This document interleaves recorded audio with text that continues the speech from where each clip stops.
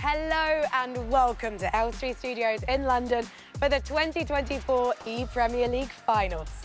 We are live from the George Lucas stage, which has been graced by some of the biggest shows in the world and Hollywood royalty. But this weekend, it is the stage for 40 of the world's best EA FC players. They are representing the 20 Premier League clubs on Xbox and PlayStation and are set to battle it out across 2 weekends of elite esports action, with the winner crowned ePremier League champions 2024.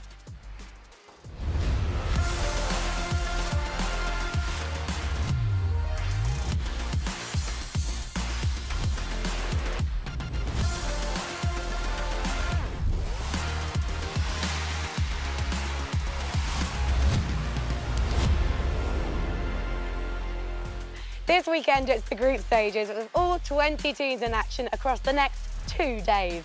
And not only have we brought together 40 of the best EA Sports FC players on the planet, we're also in the company of some of the finest casters, analysts and experts to guide you through it all. Joining me first on the desk is Ryan Pessoa and Leah Rafael. Lovely to see you here. Leah, you've had a 20-hour journey to come to London. Give or take, yeah. But I'm here. I slept for 24 hours.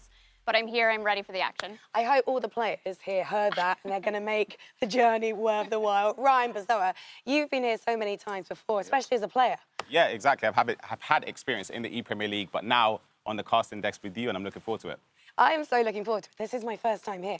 I got so excited, I might have screamed at the top of my lungs when they asked me to be here.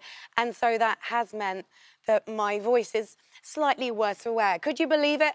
I don't normally sound like this, but we're going to power through because we have a great couple of days ahead of us in what is a new format for the EPL.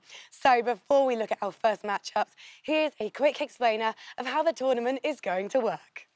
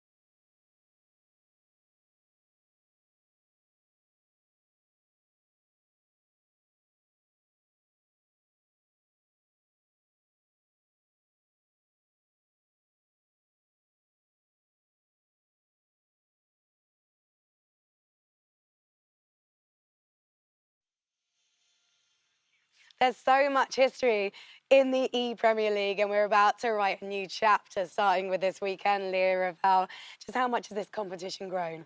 I think significantly. Obviously a different format, as you mentioned, this year, so lots of importance. Some returning champions, Shells and Tex, and some brand new faces that we've never seen before.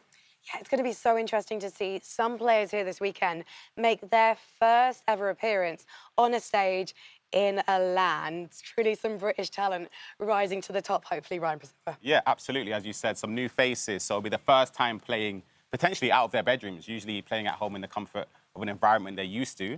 So it's going to be difficult for them potentially to get used to this scenario. But it means so much to everyone who is competing this weekend, not just the first-timers, because there is a spot in the eChampions League on the line that UEFA are holding in May, and, of course, the FC Pro World Championships in June, Leah. Definitely. I think, as you both mentioned, a lot of importance, especially with the difference in format. So there's a lot at stake for these players, and every single one of them are going to want to qualify. Yeah, I can't wait to see how the action kicks off later today, because there's so much on the line for these players over the next few days. So let's have a look at the group draw, kicking off with Pool A. This is the lineup. Today, we'll be focusing our attentions on Group A and B, with Group A up first. led by Manchester City with former EPL winner Tex and Spanish champion Bonano. Their main threat could come from Chelsea, but keep an eye on Burnley, who could spring a few surprises.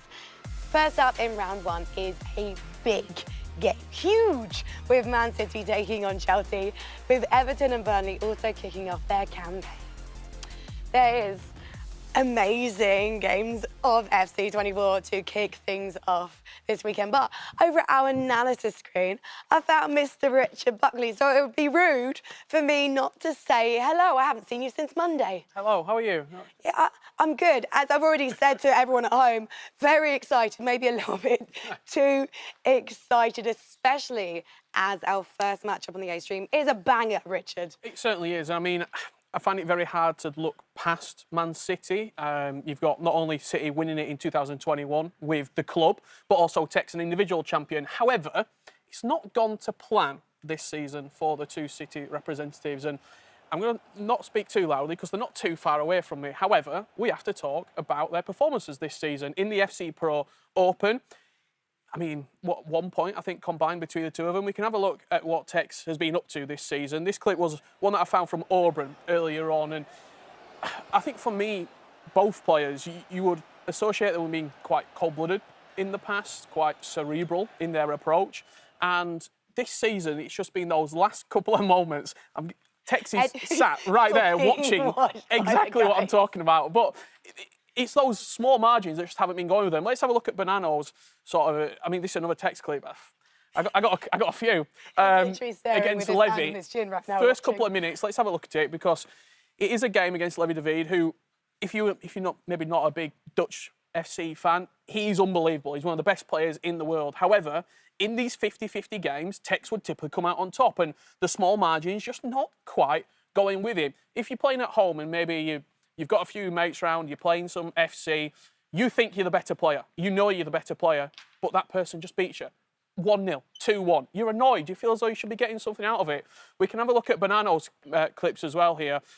The big thing for me, if you look at the time, 85th minute, these are games that he would always win. He'd see them out. He would be in the last 5 minutes in the game and he would win the game in previous years.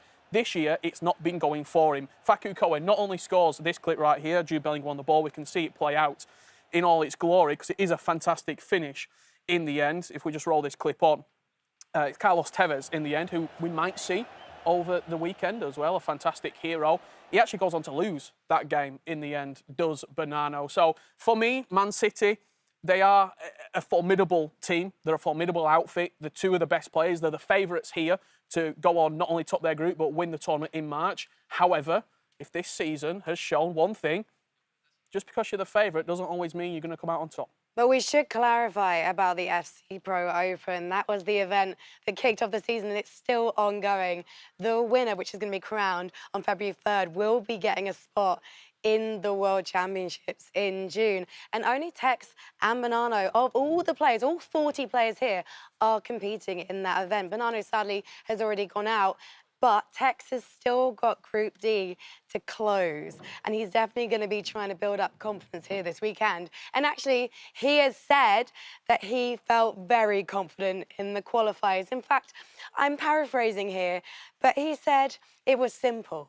It was basically nothing but a formality for him. So we're going to see if he can put his controller where his mouth is very soon because we're getting ever closer to kick-off and our first players are already in their seats. But with 40 players competing across the weekend, excitement is building backstage. And that is where we can find Kyle Walker. Now, while you guys are out there with the glitz and glam, with all of the lights, I'm backstage where the real work is happening. Yes, this is the players' warm-up area where you'll see behind me, well, the Man City boys, they're getting ready. They are good to go to kick things off. But all of our players will be here getting nice and warmed up before all of the action. I'm going to try and spot a couple of them, see what they're up to. definitely locked in, though. They're definitely in the zone. They've got water. They've got the all-important hand warmers right here. If you know anything about esports, you'll know they are the most important thing a player can have on the day. They've got the comfy chairs. They've got the perfect monitors. They've got the entire setup right here. And I'm going to grab one player. He doesn't know I'm going to do this, but I'm going to do it. Goal poacher, jump in. Here we go. How are you feeling about the tournament today? Feeling good? Yeah, I'm feeling confident. I'm feeling ready. We play at 7, which is obviously a bit later on, but I'm ready. How do you manage that time before? You've got a few hours. Obviously, you're here in the practice area right now. Are the nerves building up? How do you manage those? Well, I've been at a lot of events, so I don't really get nervous anymore. In my early career, I did, but now just playing calm. Don't play too many games early on because you don't want to get word out. And then, yeah, play practice games near the time. There we are. He's got those hand warmers as well there. I said the most important thing that a player could have are those hand warmers. They're getting ready. The tournament has kicked off. It is in full swing. Everyone is absolutely loving it. But I will say this, the focus is 10 out of 10 right now. The players, they are good to go. And I'll throw it back to you guys. I'm going to say who else I can find. Thank you very much, Kyle Walker. I don't feel ready now because I don't have my hand warmers. So I might have to go and nip off and get myself some because our players are almost ready with their setups. We'll be live with our first game when we return.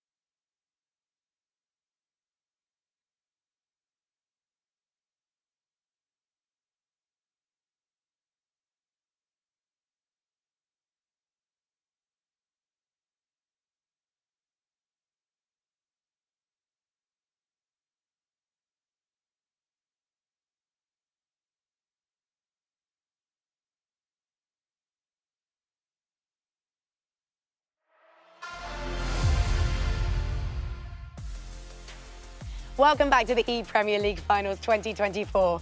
We are just moments away from our first round of games. Here is where viewers at home will get a choice of which matches to follow. Everton and West Ham fans, you can see your teams by heading across to Stream B on our PLP YouTube channel, where Rich and Leah are waiting to talk you through all the action. Or you can stay with us on our main show, where Manchester City, represented by Bonanno, take on Chelsea and their player Congai. The players are just about ready to go. And for the first time today, I can say hello to Brandon and Gravison. Hello. Hello. How are you? I'm good, lads. How are you? Did you notice that I called you by your actual proper names today? It was refreshing this week, wasn't it? I prefer it like this. Yeah. Okay. BG are your casters today on the A stream. How are you feeling about this opening matchup, though? Do we think Bonanno is going to recover from Group B on Monday of their Super Open because he didn't have the best day? He has to, doesn't he? I mean, look, first time in the Premier League, won the La Liga last year and comes into this tournament with massive expectations. So, yeah, he has to. But what about his competitor, Konkai? Because actually, a lot of the players here, when I was talking to them in practice yesterday, were saying that he's actually one of the names to beat. Yeah, he's one of the mains to beat as well, and I think when you're playing just a leg, anything can happen, especially in this format. So, I mean, obviously Man City are favourites, but we don't have to say they're winning yet. But in terms of this competition here, are you surprised by how many new names are coming? I'm just almost like previewing ahead, even though we've got a match to get underway. So just give me a one-word answer. It's exciting. That was two, but it's fine. As you said, it's exciting. Mistakes can be made, especially by me in this voice. So I'm going to let you guys take us into the Group A action. Thank you very much, Frankie. And yes, welcome back to the Premier League again. It's the big one here in London, but this time it's over 2 different weekends this year. And where else is better to start than with Manchester City, a team that have won this tournament before. It may have been a different roster of players, but you can't argue, Gravison, they've invested well coming into this season, picking up 2 top names in Tex and Matías Bonano. Yeah, they did invest well. I mean, they're the favourites to win the whole competition. That's for a reason. Matías Bonano has been champion in Spain, in Argentina as well, so he just wants to pick his 3rd trophy in national domestic leagues. And obviously, I don't think Tex needs a presentation. So, yeah, I mean, they've invested big, and I think they're the favourites to win the whole thing. We are kicking this one off over on the PlayStation first, where Bonano takes on Konkai. And as this game is underway, Tex takes on Jack Sharp of Chelsea, who has featured a few times in the Premier League for multiple different clubs. This time back again to represent Chelsea. Keep in mind there is a maximum of 6 points that the team can win from each individual matchup. There is not an aggregate scoreline. For example, if Bonano was to win on the PlayStation, Tex also wins his match on the Xbox. That's a maximum of 6 points. And what we are sort of teeing up today, Gravison, is the chance to get top spot. You finish top in the group, you go automatically through to the semi-finals of this year's ePremier League. Alongside that, you guarantee yourself £5,000 in the process. That's what all these teams' eyes are on today. Yeah, especially, you know, just if you qualify top 1, you'll be comfortable when pretty much the different teams and players are just fighting for their lives in the second week. You'll be comfortable waiting for people to win. So top 1 is a huge thing to fight for today. It was top 8 last year, wasn't it, for Konkai, who did represent Aston Villa at the time. Has made a bit of a journey from the Midlands down to London to represent the Blues this time. But Matías Bonano, as we said, rich history in this competitive e-sport from all over the world. Great runs in multiple tournaments outside of the Premier League. Looking to have a great start here. Keep in mind we are playing on Ultimate Team, which does follow the usual restrictions in the Premier League. You're allowed to use icons and heroes that have featured in the Premier League. Here's David Ginola for Matías Bonano, looking just to get his first goal in this one, just to make him feel a little bit at ease. I feel like if you compare Manchester City to a lot of the other clubs here, Gravison, there is a massive sort of lump of pressure, you could argue, on their shoulders, knowing what is on the line. Here's Mohamed Salah, comes off the boot of Virgil van Dijk. Keep in mind, that's not Team of the Year Virgil van Dijk. Team of the Year items weren't allowed to feature in this year's ePremier League, just because it only came out last night, to be brutally honest here. Fingers crossed we will be seeing the full Team of the Year in action come March for the final showdown there. But as I was saying, Gravison, sorry, just the pressure that this Man City team have on them, maybe compared to other players who are just playing in their first event ever. Yeah, maybe this their first event, and you know, when you're representing pretty much a team like Man City, this is a nice player luck. No, failed. But yeah, pretty much it's a huge thing, because you know they've invested money in you.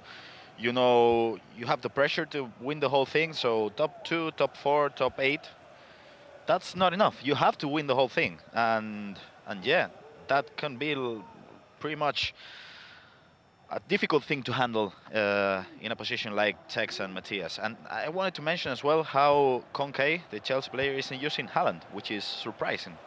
Maybe you want to jump over the squad bid requirements, Brandon? I think for those that are wondering why Marcus Rashford is wearing a Manchester City shirt, that's because, as we said, we're playing on Ultimate Team. The squad building requirements that you can use any Premier League player or former Premier League player in the form of a hero or an icon that has had a time or a spell in the Premier League in their career. And it allows for all the competitors just to have the most even playing field there is. As you know, if you are keen a player of this game, every player has their own individual rating. So we had to give the players the best of the best to use here. Here's David Ginola. Speaking of one of those heroes, he's one of them. Looks for a cutback, finds Mohamed Salah! And it will be Chelsea that will have the first breakthrough on the broadcast in this year's ePremier League. And it will be Conca on the PlayStation side that does take the all-important advantage against Manchester City. We'll see again on the replay now. We spoke about the use of heroes. There's one there, David Ginola, that just laid off to the path of Mohamed Salah. Expect goals from the Egyptian king this weekend. Definitely. That was a poor defense by Matias Bonanno. It was a difficult defense as well because it was a 2v1 situation, but I think he panicked a little bit, especially with the second man press. And Conca did score a good goal with Mohamed Salah. Really good finish. And now, maybe another chance? Ginola. Oh, that was lucky. But great goal by Matias Bonanno. He was lucky on the rebound. And just a few moments after conceding, he equalized the goal. Well, he's able to, isn't he, respond like that?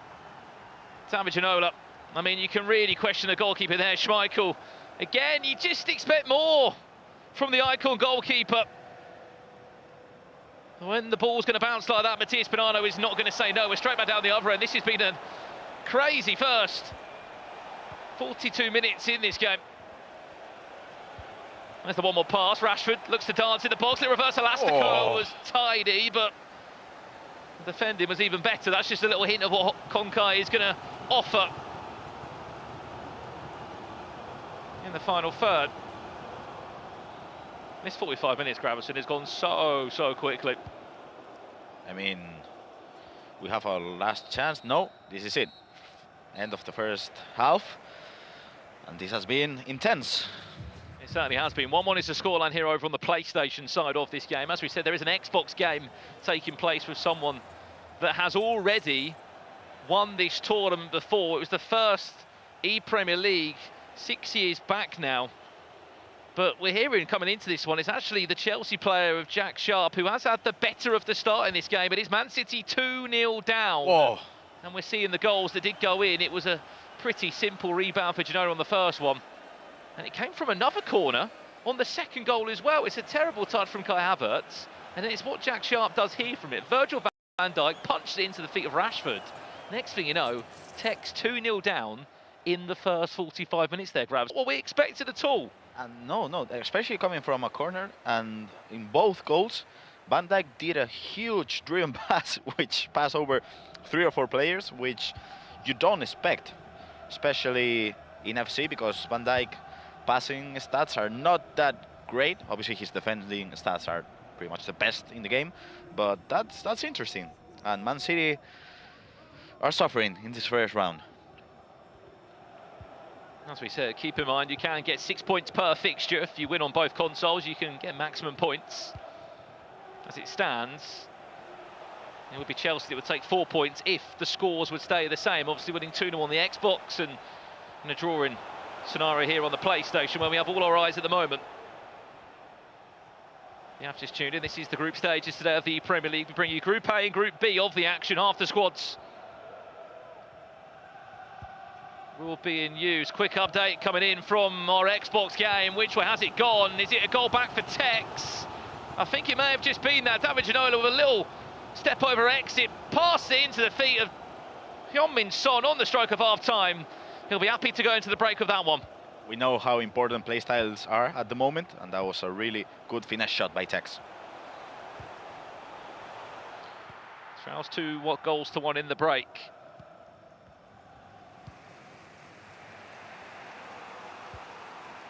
De Bruyne, a massive whip.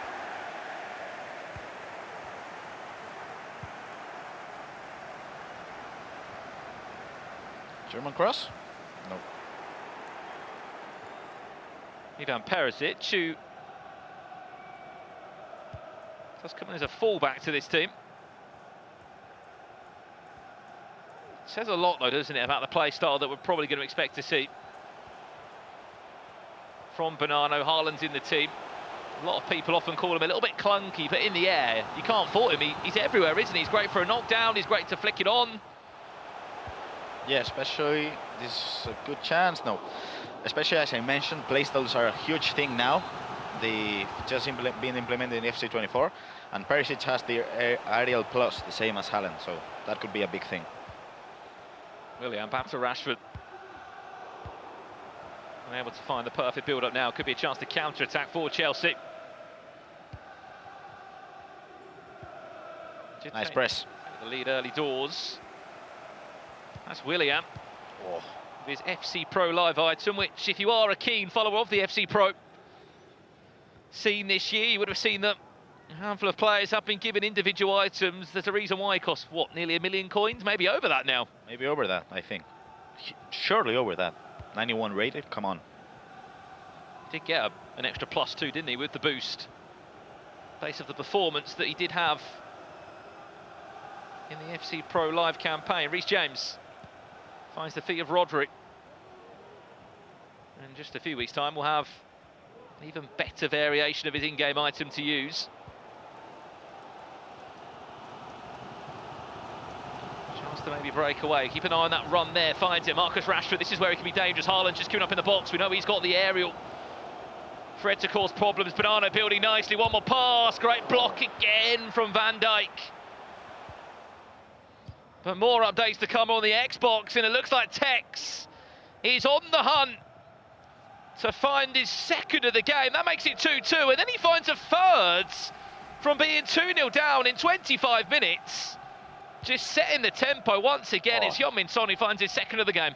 Yeah, the driven pass has been on point for Tex. 2 driven passes into a striker. First Heung-min Son, and now he's just leading the game. That's what can happen in FC. If you just play well in a couple of chances, you can be winning the match. De Bruyne punches it into Rashford. There's the one more pass. Great turn from Willian. Even better finish. As Manchester City go from potentially 1 point to a maximum of 6 if they can hold out the scoreline in this similar fashion. And it all came from this moment here. The first touch by Willian, outstanding. Again, the driven pass from the midfield to a striker, and that first touch, he expected the defender to go down. He went up, and maybe that was an easy finish by Willian. So really great play by both Matthias and Tex, both against the ropes, and both did huge things on the second half to go with, to score a few goals. But yeah, I mean, at this start, they've been playing amazingly second halves. We have to remember on top of it, Graf, 6-minute halves. A lot of these guys used to play 9-minute halves, having more time in the games. These are 6-minute halves. The games are really quick compared to sort of the traditional style of competitive play they're used to. And I do think driven passes are going to be huge today because of De Bruyne and Hullit. Passing stats are all over the place, so I think we're going to be seeing a lot of driven passes into the strikers today. Konkite looking for an equaliser! And he may have just done that. We said keep an eye out for the driven pass, but what about the finesse? That'll be going in again and again and again. Yeah, I don't think that was a huge effort by Matti defending. I think he got a bit lazy with the player switching and with the goalkeeper moving. He didn't do enough in both of them. So Konkite did score a huge goal with that finesse. The playstyle plus by Heung-min Son. All to play, 10 minutes left. To play 2-2, as we said, Manchester City would still be on the way to 4 points if Tex can hold out. His first win there, as we said, he was 2-0 down in the game.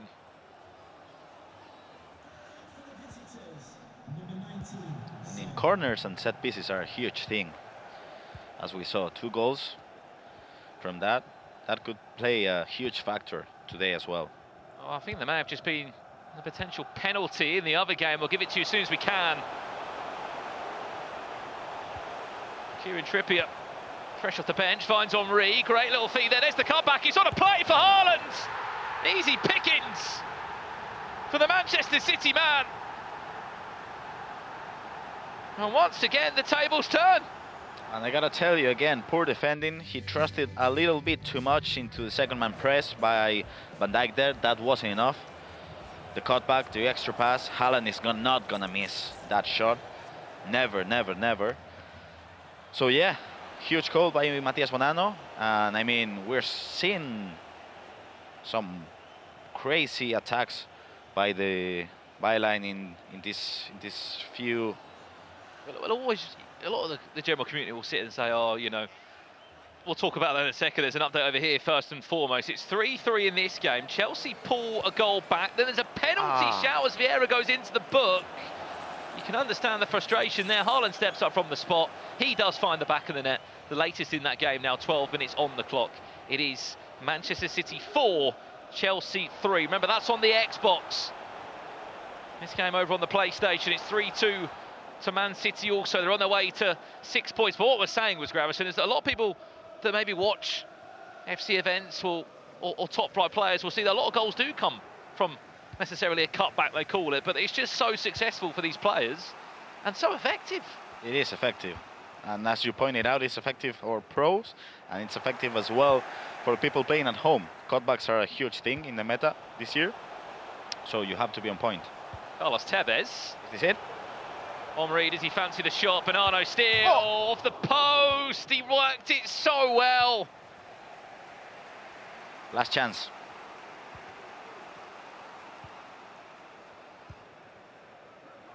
Chelsea looking for a point. First one of the Premier League this year. Has to come from this attack now. Haaland. Last kick of the game. Heung-min Son finds Rashford. It's still not dead yet, this one. Just needs to find one perfect tackle to stop the attack coming in. There it is from Van Dijk. Haaland back defending.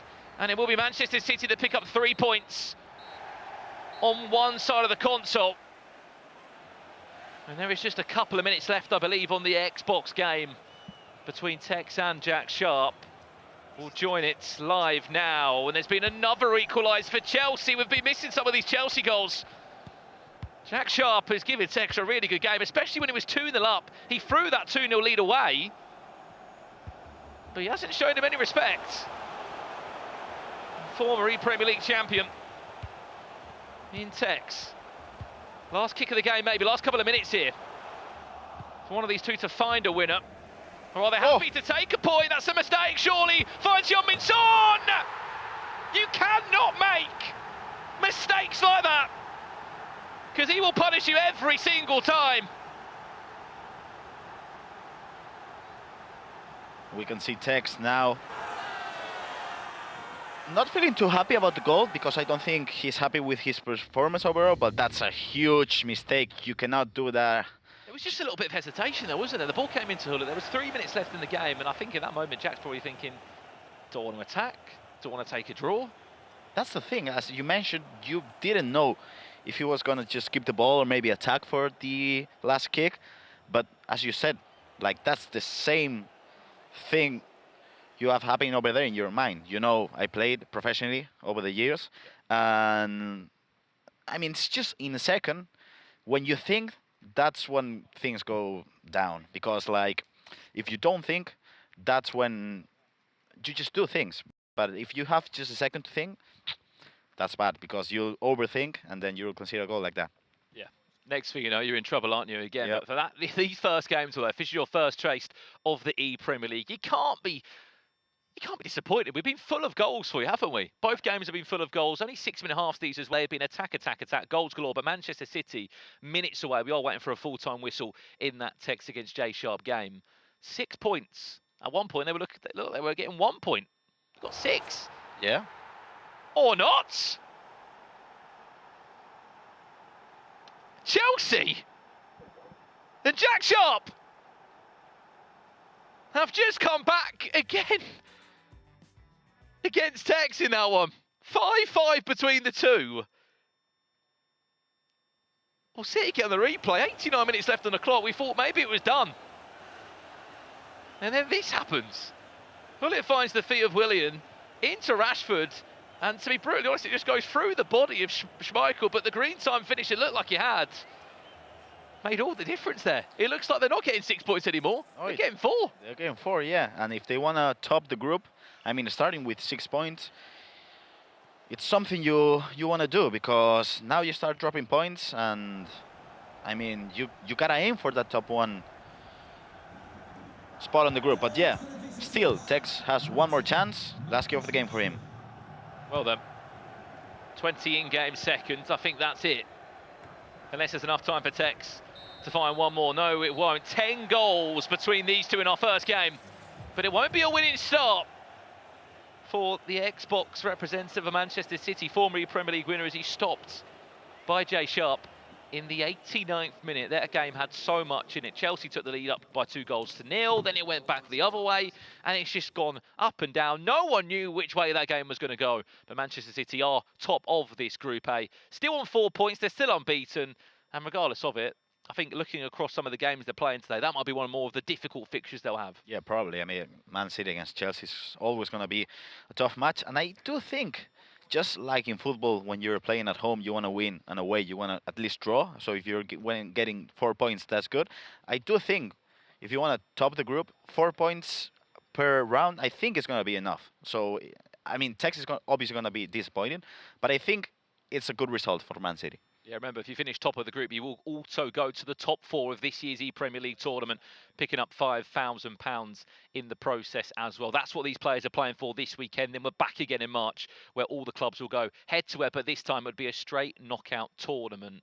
And we are hearing that Tex is happy to speak to Carl Walker now off the back of that 5-5 draw against Chelsea. He must be, I don't know how he's feeling, Carl. Well, we'll find out, Brandon. Thank you so much. Yeah, it's a very busy area right here on the floor. Tex, not always the best to come and talk to you, especially after a game like that, but there was 10 goals, both of you still unbeaten, 4 points in total. How are you feeling after that performance there? I didn't even play bad. I just conceded some very, very bad goals. Hopefully we see them on the timeline later. I mean, it must be frustrating for yourself, obviously, to go ahead so far into the game and then to concede that one so late in the game. Something that you need to maybe look at and work on just before this next one coming up? I mean, I guess so, but that game, what happened there, was absolutely ridiculous, man. Like, I should have, all the goals I went in, a bit annoying, but you'll see it on my YouTube if you watch. There we are. You'll be able to see them on the YouTube, definitely. Stay positive, though. We've still got another game, and you've got a huge game that's coming up in your next round. What do you think you've got to do now just to take yourself out of that, forget about that last game, and go into a more positive mindset, Tex? Look at a few of the players in my team, maybe, and just switch them up a little bit, because, yeah. Right, well, I can see some of the frustrations. I'll give you some time to do that. Matthias Banana over there looking poised, looking focused in the background. He gets all 3 points on his side. For Tex, it's 1 point. But for Manchester City, 4 points in total. Looking at this, I mean, what a start to the day it was. I think we're going to have plenty of goals coming up if this one's anything to go by, Frankie. Thank you very much, Carl. I'm anticipating every ball hitting the back of the net today, and you've got to appreciate Tex. Might not be happy with the performance, but he managed to get in a plug for his YouTube channel. Never change, Tex. It is time for a quick break, though, because we've got to get ready for our second round of matches and the first outing for the Burnley boys.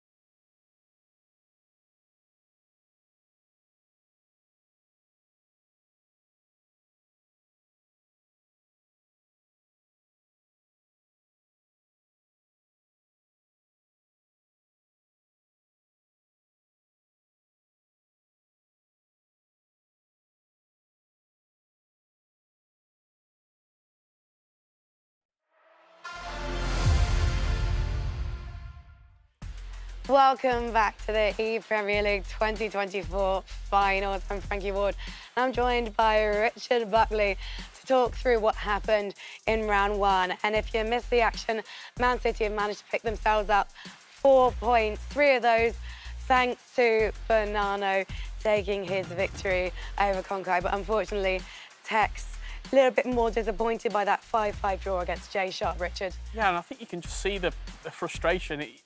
He said he wanted to do the interview with Kyle. He said, yeah, I'll do it, but he wanted him to get out of there straight away, didn't he? The frustration was there. Conceding a late goal is always annoying, and it'll be interesting to see how they bounce back now. Do you think it is a case of simply changing his starting 11? No, I don't think so. I think you've got to give credit to Jack Sharp as well. He's a great player. He's been here at multiple tournaments before in the ePremier League, and he's got some good results to his name. He's not gone on to win a tournament like Tex has in the EPL 2019, but he can perform like that. And I think Chelsea, they're a little bit of a dark horse. That's the thing. I thought they were going to be seeded higher. Conkai and Jay Sharp, they specifically wanted to play together. They're very confident in each other and what they can do individually.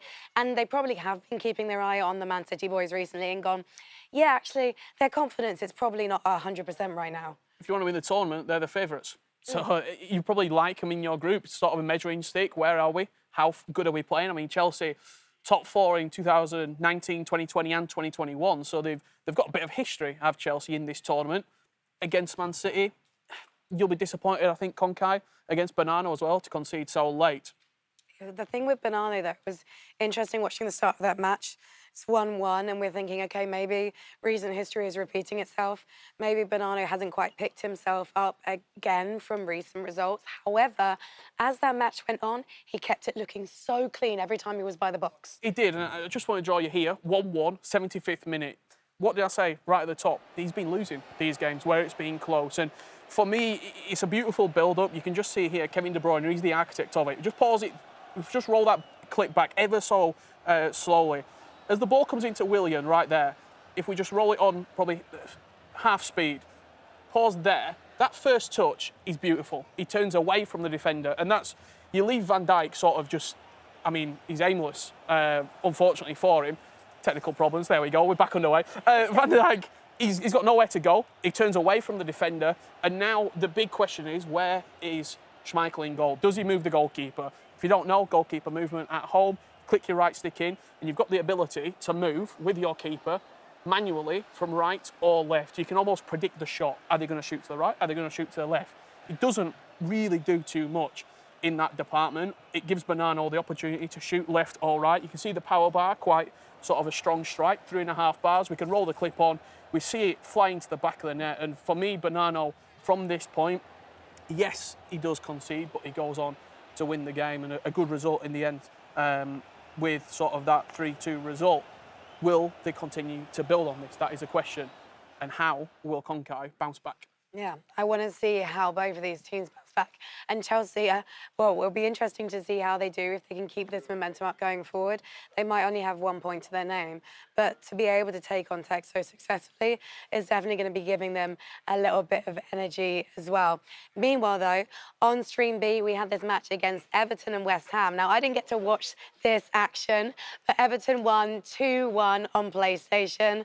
Meanwhile, West Ham won 4-3 on Xbox, Richard. Yeah, they certainly did. And I think for West Ham, very sort of, they're a solid team. I think with Brigami and JRK, it's the untapped potential. We can see this goal here coming in from Everton. I think for Everton in this group, you look at them and you think, what are they going to give us? You've got 2 players in that team where you're not really expecting too much. It's 2 players that, it's the beauty of the ePremier League, really. You come in, you're not particularly a professional player, you're good at the game, but you're not sort of, it's not your main job like it is for a City. And you can come here stress-free, shall we say, as people have done in the past in this exact tournament, and pick up good results. And I think that is one of the real sort of selling points of this tournament. And in the case of Jakeman as well, you've got someone who's playing for the badge. Oh, that's the phrase I learned from Bieface recently. He's an Everton lifer, and he's so proud to be playing for this team. So I can't wait to see if that gives him a little bit of something extra in his arsenal when he's playing. Let's take a look at the Group A table, though, and just see where the scores are at so far. Man City at the top there. I need granny glasses on, but I believe that is West Ham's just underneath them. So West Ham and Everton, 3 points each. And ignore Burnley at the bottom below Chelsea, because Burnley haven't even played yet. Just ignore the 0 points. It doesn't count. But can they change that in round 2? It's going to be difficult because they are going to be playing Man City, Richard Buckley. Yeah, they certainly are. I think in real life this was called the Vincent Kompany derby. Obviously now the gaffer at Burnley. I imagine he's going to be in the teams as well at centre-back, up against City. They'll be looking to bounce back. It's going to be a really good game. I'm looking forward to it. I'm looking forward to seeing what Burnley can bring to Group A. And Coulson, hasn't he been playing for Burnley for like 5 years? He is. He lives and breathes Burnley Football Club. Does Brad Colston. He's probably signed to them like the Man City boys are signed Yeah. as esports players. Yeah. So he hasn't always made this point of the competition for ePremier League. Sorry, guys, I clearly need a cup of tea. But he hasn't always made it here, but he's always tried.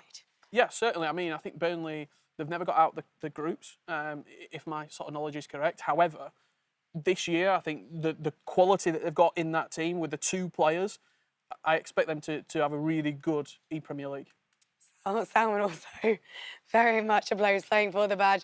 And once again, it is time to choose which fixtures you guys want to watch. So head over to Stream B for Chelsea versus West Ham, or here on our main stream, we're going to be featuring Burnley versus Manchester City.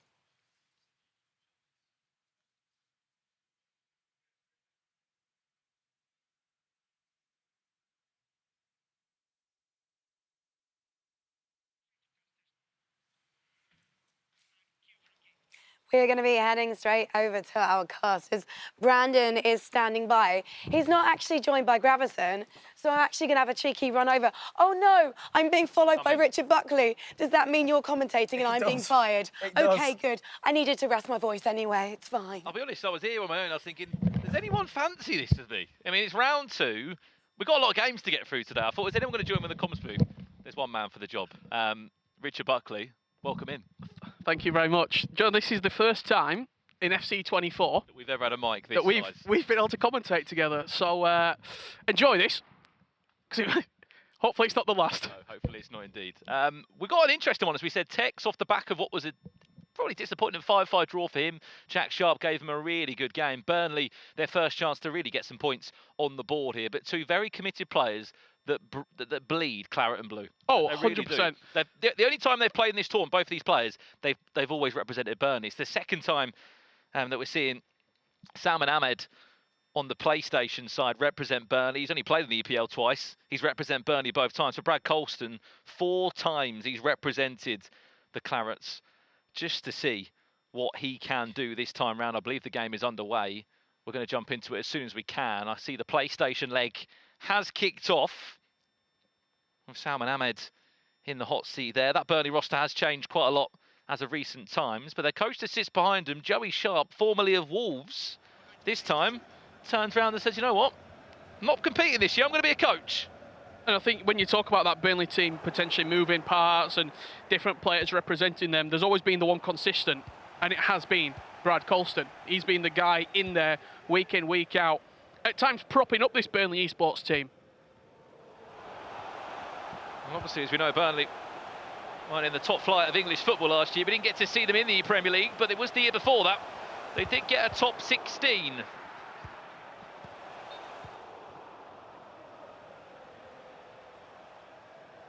Bonano off the back of his first win in the Premier League. Massive milestone that, Richard. You've got to remember, if you don't know the story of Matías Bonano, originally from Buenos Aires in Argentina, moved over to Europe to follow and pursue this career in competitive gaming. Lived in Madrid for a period of time, won the National League over there. Now said, you know what, I want a new challenge. He came to Manchester City, and now he's playing in the Premier League.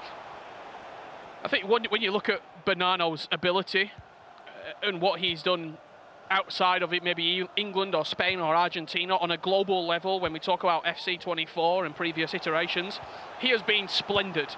Just as you see him starting as he means to go on. It was a victory in the first game, and Erling Haaland once again scoring goals in a City kit, as it just seems a bit normal now, doesn't it? You get the plus 1% shot accuracy, don't you? Well, I don't know if that's not fact. From an Erling Haaland. Well, that's the replay of the goal again. I used to seeing Haaland being the player that knocks it down there, but this time it came from the right to the left. It was the one more from Willian into the path of Haaland.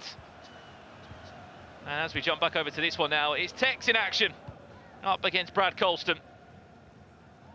And what we've sort of taken from that first game, Richard, is there's a couple of EPL veterans, you could argue, in this competition that aren't afraid to go and give someone of Texas quality a big game! Ooh.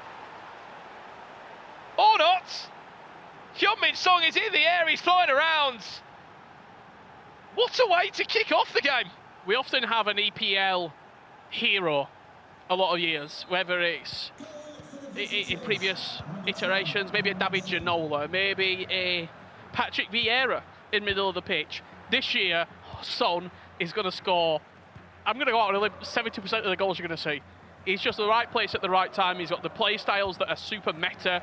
If you're unfamiliar with that phrase, the most effective tactic available, the easiest way to get the result that you want. If it's a player like Son who's got finesse shot plus, you stick him out wide, you can whip it in the top corner. You're always looking at this level to play the highest percentage chance of scoring. That's not shooting from there with Cantona. It's working a better opportunity, playing passes, looking to get into areas where you can really punish your opponent. You might only get 3 or 4 opportunities in a game to score a goal. One of the newer names that has fallen into some of these teams this year is Kai Havertz. Keep in mind that we are playing an ultimate team. All the competitors here at the ePremier League have got the ability to choose any Premier League player to fit into their team, as Hyun-Min Song looked to find his second of the game. It was a time green finish. I don't know what a time green means. It basically gives you the best chance of scoring a goal. As that triangle above the player's head just flashes up red. What a switch. Flying into the back of the net. Speaking of Kai Havertz, he's involved in this first Burnley attack that we are seeing from Brad Colston as he looks to cut it across. And it is Andy Robertson that just about plays Tex out of danger. And we have an update for you in the other game. Matías Bernardo has found the back of the net on the PlayStation. I'll tell you what a goal this one is. Fantastic build-up. Finds the feet of Erling Haaland for the first one there. And it looks as if... Made it 3. Yes, he made it 3 goals in the end. 3-0 in 28 minutes. Matías Bernardo is on a rampage at the moment for Manchester City. There was a bit of talk about what Bernardo was going to show up. If the Bernardo that dominated back in 2022, that has gone on to win a Spanish La Liga trophy, defeating some of the best talents in Spain, if he shows up, there's a good chance he picks up maximum points from his select 4 matches on the PlayStation for Man City. Oh, there's a Trivela! Oh! How about that one? Thierry Henry! Firstly in a Burnley shirt, but more importantly scoring. That type of goal. Brad Colston back into the tie, and keep an eye for that one. You mentioned how dangerous that finesse shot was going to be, Richard. If you don't know about the Trivela, you've got to tell the people. I mean, what a crazy goal that one was. Ball out wide, hold L2, you activate that Trivela animation. Especially if you're using players of this ilk, an Henry, a Kevin De Bruyne, David Ginola. You get the angles right. That's what it's all about, the angles. Shooting at the right space around the box, shooting on the player's stronger foot to make sure that you're really whipping it into the top corner.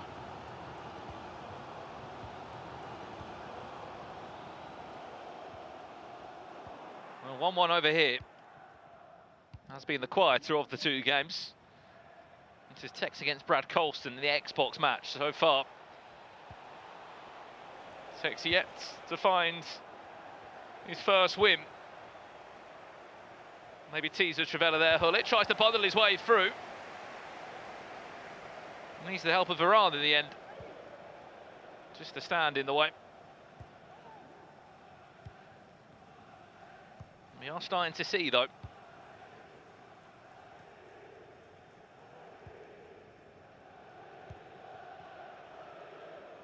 some of the builds to these ultimate teams that you will come to expect. Although there's players that have the chance of using any player from the Premier League, an icon or a hero that has featured in the Premier League. You will probably start to understand, as Rich has been saying, the meta items which are best in all the areas. You're going to be seeing Kevin De Bruyne, you're going to be seeing Ruud Gullit. You're going to see Rafael Varane doing that maybe once or twice. He does get dispossessed here. There's Haaland looking for a develop to go 2-1 up. Still Haaland on it, just bodying his way around the box. As you were saying as well, Rich, I mean, we're not seeing them today, but when we come back in March, Team of the Years will be sprinkled into these teams. They're going to be very, very good items, I have to say. Obviously, we saw Haaland released last night. You packed any yet? You got your hands on any Team of the Year items? I haven't opened a single pack yet. You're waiting? But you got one. I did. I opened the 700k pack on my phone. You opened it? This morning in the hotel room, and managed to get my hands on Smith. So I think our very own Ryan Pessoa also packed Smith as well, so might be something in the water here at the Premier League. Well, Snow at home. Oh, you've been enjoying Team of the Year so far. As we move into half-time, it is 1-1. Over on our Xbox game. If we can quickly pop in. Just having a look over at the West Ham-Chelsea matchup. Next door to the PlayStation over here, 3-1. It currently stands. Matías Bonano is in pole position at the moment. Did concede. It was Salman Ahmed of Burnley, who has found 1 goal back, but as it stands, we could be looking at Matías Bonano, 6 points from 6. I think it's a tough position as well when you've been off the first game to then come in and be going into a match against someone who is the levels that Bonano is. Especially when he's, you know, free firing. He's playing well. Yeah. On form.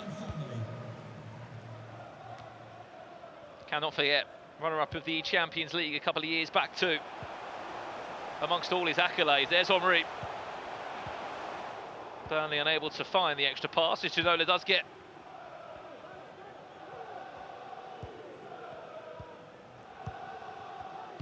Dispossessed.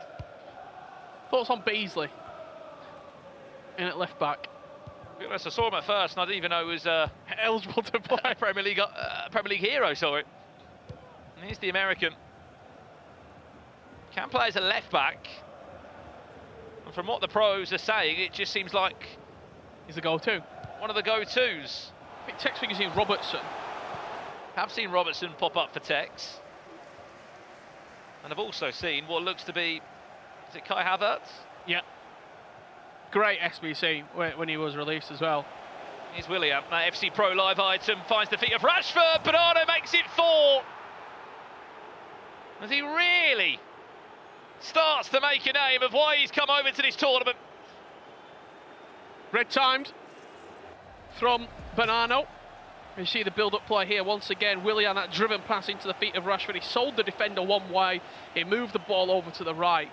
In the end, I think the red time finish. He talked about the green time. You wanted to succeed, have the best chance of scoring a goal. Sometimes the Reds do go in. Look at that scoreline. Well, we missed the goal. If we can play it in at some point, we'll try and do that. But Burnley lead in 2-1. This is the game which features Brad Colston and Tex. Tex with this chance to Haaland! And as we join it, we are all square at 2-2. That was an interesting corner, by the way. It just took a really weird swing, but more importantly, the goalkeeper... I've got eyes on the goalkeeper. ...was nowhere. I mean, even in terms of just an auto-lock on that. Yeah, the goalkeeper would be getting a few question marks. This was the goal that we did miss from Brad Colston to put him 2-1 up. It was just after half-time. Let's have a look at this corner. It's whipped in directly from De Bruyne, sort of outside the right boot. Really, I mean, direct from KDB. Tex with De Bruyne up. Only as far. Surprised we're not seeing Yaya Toure. Or Ramirez. Yeah, Ramirez. But then how do you get into a team? You're dropping KDB or Hullet. That's what I'm saying. There's just no room, is there? Disguises that pass well. I think there has been the blessing, you could argue. There's been so many more good Premier League heroes added into the game this year. Ginola from distance. There was no timing of the shot there. 2-2 the score. Pause coming in from Burnley. Hold on, mistake Nice at the back. Havertz again. He's a bit of a strange one, Havertz, because he is a left back, or a full back, should I say. But he's got the stats of sort of like a box-to-box 8 centre mid that can get forward, can attack for you a little bit. Here he is now. Clarets! Huge save from Schmeichel. Time Green somehow kept it out. There's just been a few moments, Richard, on these fullbacks especially, and everyone other than Virgil van Dijk in this back line, where there's just been some really questionable touches. Yep. They haven't been strong. Well, sometimes a question mark about, as the ball rolls into the back of the net there, 5-1, thrown Bonano. There's sometimes a question mark of a position in the ePremier League, because we're only allowed to use Premier League items that have either played in the Prem as an icon or a hero, or are currently in the league right now. And sometimes it might be a fullback or a centre mid, or, I mean, in previous years before Ginola came in, it was a striker, like a really top tier end game striker. I think right now it probably is a fullback. I mean, the Trippier at right back, yes, he's good. Kyle Walker, Evo's obviously not eligible here. So I really do think there is a little bit of a hole where, yes, we've not had a Trent Alexander-Arnold special item. Haaland makes it 6. Stop. Matthias Bonano. I mean, it's a shame you're not an analysis here, Richard, because look at this. Building, cooking. Every time left hand goes up, fist bump, back down. Back to business. This one's a bit more interesting. To this one, as you said, Tex is potentially on his way to 2 back-to-back draws. His teammate Matthias Bonano is 2 from 2 by the looks of it. 6 points from a possible 6. You have to keep in mind that all 20 Premier League clubs will be going to the Premier League finals in late March. But there is a chance today that you could... You go straight into the semi-finals, or quarterfinals, I should say, in the top 4. Guaranteed £5,000 as well.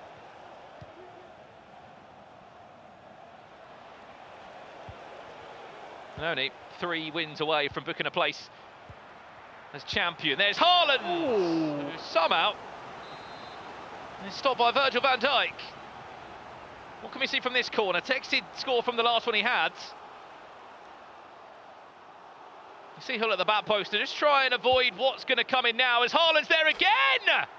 What is this corner that we're seeing from Tex on 2 different occasions? Take notes, because there is a new corner in town. I think Brad's reaction sort of summed it up for everyone. He's just like, what do I do? Like, what is that? I've not seen that before. De Bruyne, flat delivery, over the top of the keeper, taking the goalkeeper completely out of the equation. And when you've got Haaland at the back post, aerially dominant, all you need to do is just nod it in. Something off the training ground, that is for sure. And often we say as well, Rich, when games are so tightly contested, it does fall down to a set piece. Yep. We're seeing Tex 2. 2 corners, exactly the same. We have a full-time result over here. Matthias Bonano, 6 points on the board, a 6-1 win, a huge result for the Argentine. Up against Salman Ahmed on the PlayStation of Burnley. It will just turn now to his teammate in hope that he can get a point out of this one. Otherwise, it looks like Burnley will be on the way to their first double defeat. 0 points from 6, unless Cantona's got other ideas. Power shot from Cantona there, holding L1 and R1 together. Take full control over the shot, most powerful. Outside the boot from De Bruyne, falls back to Hull, who's going to have time in the air. He's on. He's onside too! And he's doing everything he can in his power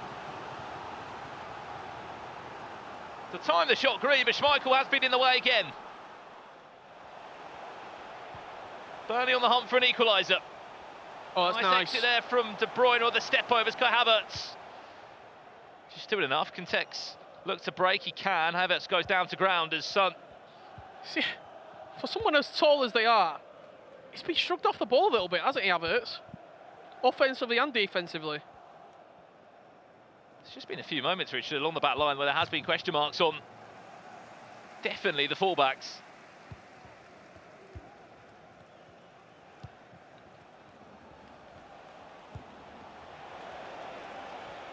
Ginola, there's options running forward now for Tex to try and put this game to bed if he wants to.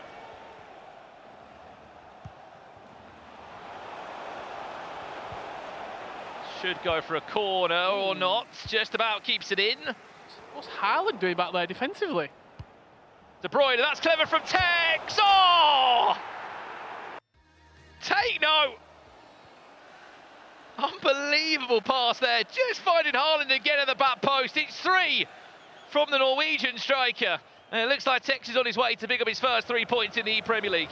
I felt like we're watching it in real life. De Bruyne whipped round the defender. Haaland at the back post, tapping it into an empty net. Replace Haaland with Oscar Bob, and you've got a replication of the 3-2 winning goal against Newcastle. You really do. I mean, the timing of that one made everything. It just felt like it was offside because he had that much time. They triggered the run at the top of the screen and just tapped L1, sent him forward, or maybe even flicked the right stick and sent him past that defensive line. As soon as he was past the last defender, it gave De Bruyne maybe a half a second to be able to play that ball into the path of Haaland. Goalkeeper was just taken out the equation completely.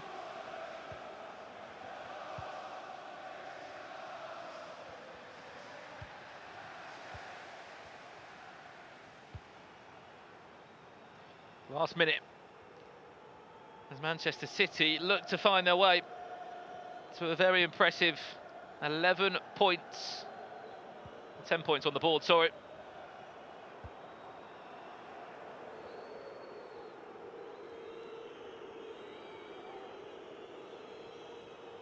From a possible 12. Added time of 2 minutes. Is he onside? He is. Hullet. Burnley will be bottom of Group A on 0 points from their first game. It is one of the more difficult fixtures that we'll have to come up against. We've played the added time. Full-time result, please. And there it is, Tex finds winning ways in the ePremier League. It took him to his second game. And there's a cheeky smile between him and his teammate as they sit top of this Group A. That's their goal by the end of play today, to give themselves that fast-track ticket to the top 8. Fast track, straight to the quarterfinals. You're 2 wins away, realistically, from an eChampions League. You win the quarters, you win the semis, you're in the eChampions League, and that's a huge, huge motivation. And winning the ePremier League is the real only goal, the one set out motivation for this City team. They're favourites among the players, the favourites amongst us, and the favourites amongst you at home, I would imagine, to go on and lift it. They've got to get through the groups in first to sort of, they don't have to, but it's much easier. Yep. And they've got to show the level that they can show. And right now, they're pushing the ball forward. And they're going to a break now as well, which is perfect for them. You know, 10 points, as we said, out of 12. They're looking good. They're top of the group. Speaking of breaks, we're going to go and do the same now. 2 games done in Group A of the Premier League. We've got more when we come back with analysis as well from Frankie and Ryan. Live from London. Don't go anywhere. We'll be back in a few minutes.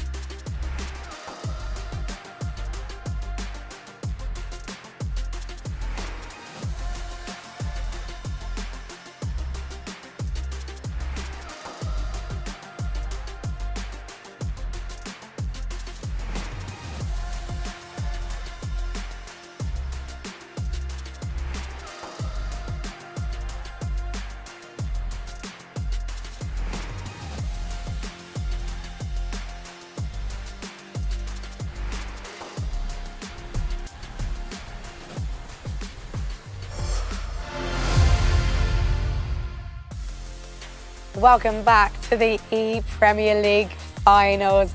My name is Frankie Ward. I'm delighted to be joined by veteran Ryan Pessoa to talk through the round 2 action. And that was a very different look for Tex, Ryan. Yeah, it's fair to say there were a lot of goals, not just with Tex, but of course his teammate in Matías Bonano, who I think has sort of set his statement out to the rest of the competitors that he means business from that round. He's quiet, he's clinical, he's deadly, and he just won 6-1.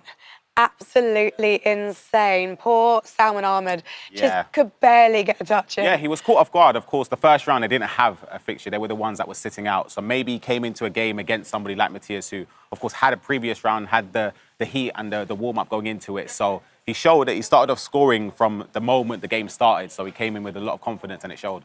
And in our matchup of Tex versus Colston on the Xbox, it was Burnley 2, Man City 4.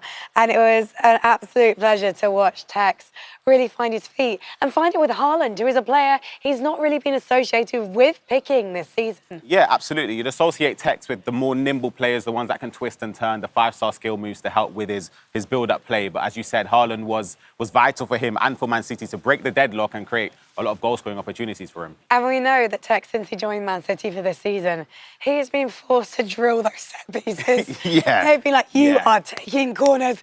And Tex is like, when I finish vlogging, I'll take my corners. And it's obviously been paying off. Having Haaland's height, having that aerial ability by the box, is just helping him out so well. Yeah, you saw how ruthless he has been through set pieces this year, but it was showing clearly against Brad Colston, who genuinely, you saw from his reaction, had no idea how to stop it. It was a knuckleball free kick twice, whipped into the back post. And yeah, 2 fantastic goals for Tex, just to help him just gain more confidence in the game, put him in an advantageous position, and just to see out the game. A dangerous position for the rest of their Group A competitors. Over on the B stream, though, we did have Chelsea versus West Ham, and both our Xbox and PlayStation matchups were 1-1 apiece. So clearly a bit of a stalemate. The rest of Group A, and maybe quite even competition. Really, people are looking at Man City and Chelsea, so the pressure's on their shoulders. Absolutely. I think if you're City, you're delighted with the other results. Of course, you'd want the points to be shared as much as possible, just so you could pull away from the pack, So I believe Tex and Matías 10 points out of a possible 12, whereas the closest to them, I believe, would be on 4 points still. So that is still some margin going into it. And they sit out this round, so they still have the safety blanket of the remaining 2 fixtures to get some more points. While we're here, we should probably actually remind people, if you haven't watched an ePremier League before, you might be a little bit confused, because you're tuning in, you're just like, why is Son playing in a Chelsea jersey? He plays for Spurs. We are going to see our Spurs representatives playing later on this weekend. But the reason is, Ryan Pessoa, that basically our players can draft from Premier League players. Yeah, it's an open pool of players that have represented the Premier League in the past, whether it's a hero item or an icon item, the likes of Ruud Gullit, you've got Tevez, or it could be current players. They don't have to be associated with that specific club.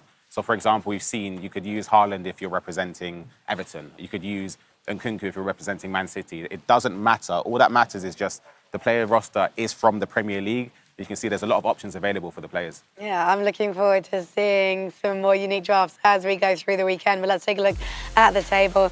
Manchester City in their expected position. Well remembered, great math, Ryan. 10 points to them.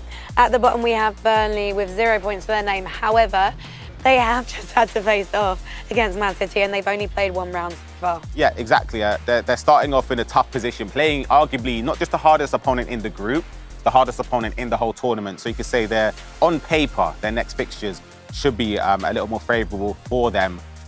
As we see the next round of fixtures, Frankie's Everton up against Chelsea, which will be the main stream, and of course West Ham United up against Burnley. Of course, we just mentioned Brad Colston and Salman trying to redeem themselves in round number 3. This is going to be a really tough one for the Everton guys. Clearly a lot less experience coming into this one than the likes of Jay Sharp and Konkai. Yeah, absolutely. Jay Sharp and Konkai, they've had previous experience in this tournament. They've had previous experience in other tournaments as well at LAN in person. Whereas, as you said, Daniel and Chris, they're new to the scene. This is their breakthrough moment, their opportunity to showcase their abilities on the main stage. So yeah, I'm sure they're relishing that. No pressure, boys. No pressure whatsoever, because Burnley and West Ham kicks off shortly on Stream B. But the guys we've just been talking about, they are our main show. So let's get ready for Everton and Chelsea. Thank you so much, Frankie, and welcome back to Stream B, where we will be following all of the action between West Ham and Burnley. I want to talk a little bit about Burnley specifically. The last match they played was their first match of the day, and while other opponents have played a few more. But Salman Ahmed coming off of a 6-1 loss to Manchester City for his first match. How do you think that will affect him and his mentality going into this game? That's gotta be probably the worst thing you can handle in a tournament, because the first game is always the hardest out of all of them, because you don't feel as confident as you should, because you don't know how you're gonna perform. You don't feel mechanically on point because you didn't practice that much, and then you're kind of depending on what happens in that game for your pretty much your results to be carrying you forwards. So just losing 1-6, I mean, the defense wasn't there, the possession wasn't there, the attack wasn't there, so that's pretty much the worst thing that can happen to you, especially in a group format in which you can qualify to the next stage in March if you top the group. So you have to pick up wins, and if you start losing, and not only losing 1-6, that's tough. Yeah, I think perhaps a little harder to bounce back from than just, you know, a 1-goal deficit. But we are underway between West Ham and Burnley. West Ham doing relatively well. GRK drew the last match 1-1, and I believe won the first match. So he should be feeling relatively confident, especially if he knows the result of his opponent. But the thing is, you know, Man City is just crushing it because they pick up 10 points out of 12 possible. So you know you have to at least get 6 points in this match for you to progress. Here is a chance here. And defended well early on in the game. That was difficult because he could have driven past it to the striker, but the goalkeeper movement was there, so maybe predict and shot it into the near post, but I think that's something you're not expecting at this stage of the tournament, so tough situation to attack. Definitely. Well, here is a chance here for West Ham. Ginola gets it behind, passes to Rashford, takes the shot, and West Ham lead 1-0 against Burnley. How is Salman Ahmed feeling right now? I mean, you did have a huge chance with Havertz. You didn't convert it the way you should. So in the counter-attack, you concede a really good goal. The defense wasn't poor, in my opinion. It was just like the weak passing inside the box with the 4-3-1 situation. It was a little bit too much. So, I mean, it's going to be tough because you just score 1 goal and you concede 7 in 2 matches. But he has to keep doing what he did in the first kick of the match, because the build-up to Havertz was really good. How do you, in situations like that, as a competitive player yourself, regain some composure? Because most of us know all too well, you know, 1 goal, 2 goal, all the way up to 7, like you said, conceded in 2 matches will put a detriment in most of our mindsets. For me, the main thing is you gotta focus on the game itself, and you gotta focus on just scoring 1 goal, defending the next one, scoring 1 goal, and then trying to just win the game. You shouldn't be thinking about, oh, the group is like this, oh, I've lost a few matches, oh, I just need to win my next 3 matches if I want to qualify. No, you gotta focus on this match, you gotta focus on what your opponent is doing right, what he's doing wrong, so you can punish him. And you have to be kind on yourself, because if you're not kind on yourself, you're gonna be conceding a lot more goals. That's good advice that I have to take into my weekend league. It's easy to say, hard to do. Much harder to do. Would you say the mental aspect of FC24 is perhaps the most important? Not the most important, but it's important. A chance here from Ginola, and Burnley doesn't quite green time that and shoots it a little bit wide. An important chance there to equalize with West Ham. Yeah, the stopover was really good. Even the body feint was good, but he was exchanging shoulder to shoulder to Van Dijk, so that was a hard thing to do. And then he did have an extra pass to striker, but it wasn't easy to see and do. So he's playing better, which is important. He's not letting the goal affect him. No, no. But yeah, I think the mechanical, tactical part of FC is more important than the mental one. But the mental is important as well. They go hand in hand, you'd say. Yeah, definitely. West Ham on the attack here. Lots of anxious defending in the box for Burnley. Talking a little bit about Salman Ahmed, he has a lot of experience in the Premier League. 5 years total that he's competed in this tournament. 4 years representing Burnley. Yeah, I mean, he does have the experience to back him in these situations to just play better. So that plays a huge factor. The first time you're competing, it's never easy. Chance here from Ginola. Tries the ball roll scoop, gets a rebound, and gets the goal to equalize 1 apiece for West Ham and Burnley. Yeah, that was definitely a lucky situation because the rebound fell right into Ginola, but you gotta put yourself in favorable situations if you want to score goals. So, yeah, I mean, you could call that luck. I call that opportunity. Well, I was just going to say, as in real life, the best strikers are always the ones in the best positions. Yeah. So because he was there, he was able to capitalize on the mistake rather than not being there. So as you said, opportunities. I don't think we're going to be seeing a lot of from Paulo Futre today. An item that we haven't typically seen in the other teams so far today. I mean, I definitely wouldn't be starting him. The thing is, if you're playing 4-3-2-1 as the offensive midfielder, he could be good. He could be really good.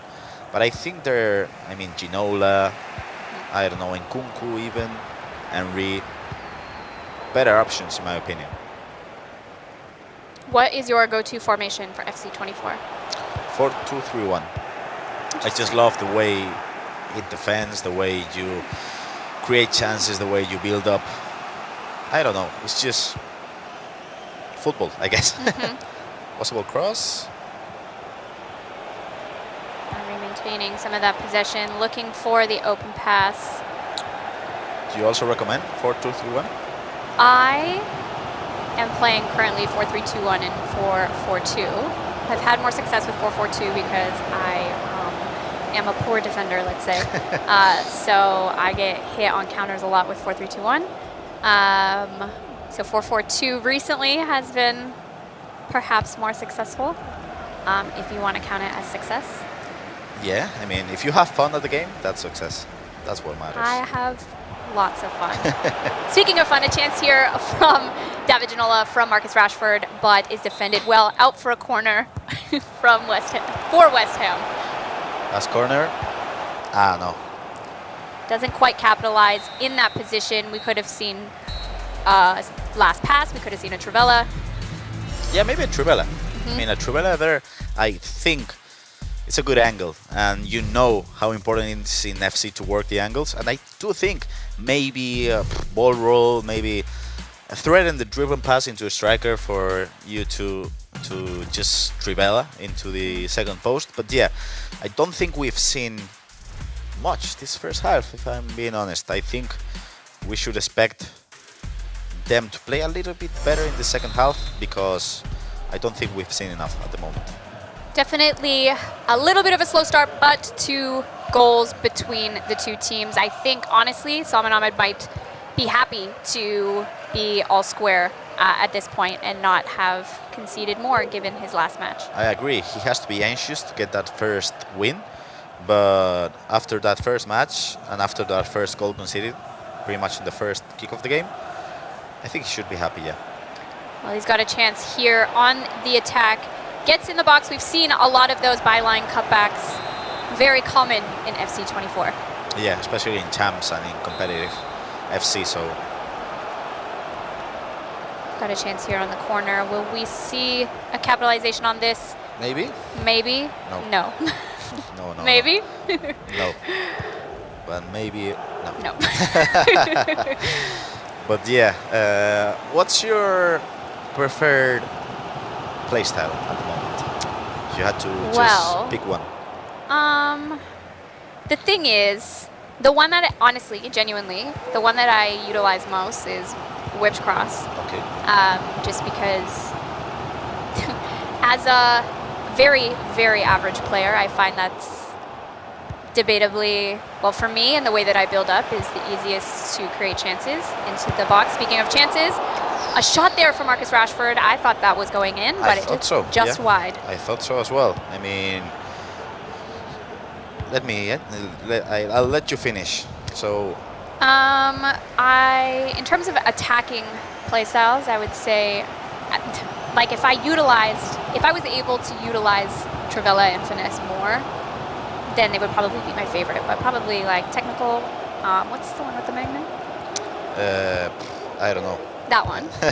I know in Spanish it's called Iman, but I don't know how it's called in, in the magnet. English. And then defensive, the raccoon. Yeah. What's that one? Whoa. Oh. Here, a potential mistake from Van der Sar. Oh man, that was a huge chance, and Henry could have maybe, I don't know, just went down. Could have go down because of, I mean, the keeper went out, and that could have been a penalty. But yeah, that was not much you can do there in that situation if you're attacking. You just gotta kind of let Henry fall, be a penalty. Well, pause queued up from Burnley. Some changes to be made from Salman Ahmed.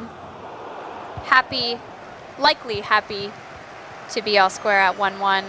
Like we said at the beginning of the second half, not a lot has happened. I might have spoken too soon. This could be a chance. Marcus Rashford tries to take the Trivela. Would you have made the last pass there? Yeah, he had two passes. He had a pass to another midfielder. He had to pass to the second striker as well. I mean, the Trivela was okay, but I don't think the decision making was good enough in that situation. I might be a little bit harsh on them, but you know, I just high expectations. Yeah, I expect them to be really good, and they have been good, but I expect them to perform a little bit better. Definitely. Well, we have several minutes left in the second half for one of them to score a goal. Predictions? Who do you think it'll be? I do think at the moment Salman is playing better. Definitely. I mean, this second half has been all about him, and I do think JRK has not been comfortable today. So I do think a goal is happening soon. And a goal could be here. Janola trying to make it through those defenders, but GRK is able to defend that well, but gives away possession quickly. Willian on the counter, looking for some bodies inside the box. Erling Haaland to De Bruyne at the top of the box. That could have been potentially a Trivela situation. Yeah, but you gotta do two things. You gotta work the angle, and you gotta give yourself kind of situation for you to pass the ball to Gullit as well. So you gotta at least make a run with Gullit, so the opponent has to choose between covering the Trivela and covering the run of Gullit. He pretty much did neither of them, so yeah, that wasn't enough. The chance here from West Ham. Ramirez is in behind, up to the top to what Willian. A save! A great save, some goalkeeper movement there from Salman Ahmed, and Burnley pulls the goalkeeper out to save that, and now tries to take advantage of the counter. Maybe save of the tournament so far? Whoa. Could be. Van der Sar was doing some crazy things out there. Futre in here with some step overs, looking for some space. Not good enough. What do you think about Ramirez as a right back? I think it's not something that is typically seen, no, I would definitely. say. However, with the limited options, as you mentioned, for right back, I think that there's not many options, and if it works for him, it works for him, you know? Yeah, you do have Rhys James, Rhys Walker, and maybe Perisic, but yeah, if it works for him. Over the top chance there. Unlucky from West Ham and GRK. That was a great pass, finding Thierry Henry. Yeah, that was a great pass by Ramirez, talking about him. And I mean, that could have been a good finish by Thierry Henry, but I do think that he could have worked the angle a little bit better for Thierry Henry to use the right foot instead of using the left foot. But I mean, it's just like milliseconds. You cannot, if it's a poor controlling, which in this situation was, there's not much you can do. But yeah, I mean, the course of the commentators, right? We said Salman was playing better, and then two big chances for West Ham. So tell me what you think about first-time shots or first-time passes in FC24 and how they differ perhaps from previous years. The main thing is with the playstyle and the playstyle clauses, you need to have players with at least the normal playstyle, the silver one, with the first touch. Because if not, what happens is you're going to be making huge mistakes, or you're going to be taking poor first touches. So I do think if you have a player like, I don't know, like Kone or like Yaya Toure, the first time touch is going to be better, but you don't see that playstyle that often, you know? Oof. Good defending. And maybe last kick of the game for West Ham. No, that's a poor giveaway from West Ham. Salman Ahmed and Burnley are going to look to capitalize on that mistake. Maintaining some of that possession before the final whistle. Is he happy with the draw? Is he going to go for the last chance? It looks like he's going to try and take the chance to score a game winner. Running about out of time. Nope. And not able to capitalize on that. 1-1 between West Ham and Burnley. Listen, like we said before, I think perhaps he would be happy with that result after his last. Yeah, I do think maybe the decision making inside the area could have been better, but I gotta tell you, Salman's build-up has been really good. His defense has been really good, and most importantly, in my opinion, the press after possession lost manually has been really good as well. So I do think we could potentially see more good things happening to him in these last 2 rounds of the day, because he hasn't played that bad, to be honest. He has played a really good match, in my opinion. Well, taking a look at the highlights from that game, this was the first chance and the first goal from West Ham. Ginola and Burnley looking to equalize there. Puts it a little bit wide, but comes back a second time. Has an unlucky rebound, or perhaps lucky for an opportunity, as we say, and equalizes there. And neither of them are able to break that draw for the rest of the match. But highlight of the game there, the save from Van der Sar? Yeah, probably. And talk about fortune. I mean, JRK, he had 4 big chances, and I do think he played them nicely. I mean, yeah. I mean, the extra pass with the driven pass into the Van der Sar save, I do think he did the most out of that play. And then the cross into Henry, I don't think there's much he could have done. So, yeah. Well, taking a look now at their partners match on Xbox between Burnley and West Ham. Burnley leading 3-2 against West Ham. Brig Army, as we speak, again, curse of the commentators, a really good equalizing goal there from Brig Army. That would have been his first loss of the day. However, Son, always, was that a finesse? You mentioned it, yeah, it was a finesse, and the finesse, the playstyle plus, made obviously a huge difference in there, and I do think we're going to see a lot of goals from Heung-min, as we saw over there. But yeah, I mean, we do have a few more minutes to be played, and I don't think either of them are going to be happy with a draw, because right now Man City has 10 points, and they're resting in this round. So, I mean, potentially they could end up next round with a lot of points. I mean, Burnley still has a few more chances because they have 2 more games to play, but West Ham, they just have this game and another round, so I do think he has to go for the win. What's interesting to mention is, although perhaps the results weren't exactly what Burnley wanted to start their day, they played debatably the strongest team, the strongest team in the group, and debatably the favorite of the tournament from the get-go. So now they've got that pressure off their back, and they can kind of perhaps find some more favorable results for the rest of the day. Perhaps. Last kick of the game, Perisic takes the ball, takes it down to Hullet. This could be dangerous. He has to risk a driven pass or a cross. Knock down. Goal! Woo! We asked for it and he delivered. Ginola with the last kick of the game. A really good goal. We expected a driven pass, but it wasn't a driven pass. It was a cross into the striker, knocked down, an extra pass, and that was a really, really nice goal. 4-3.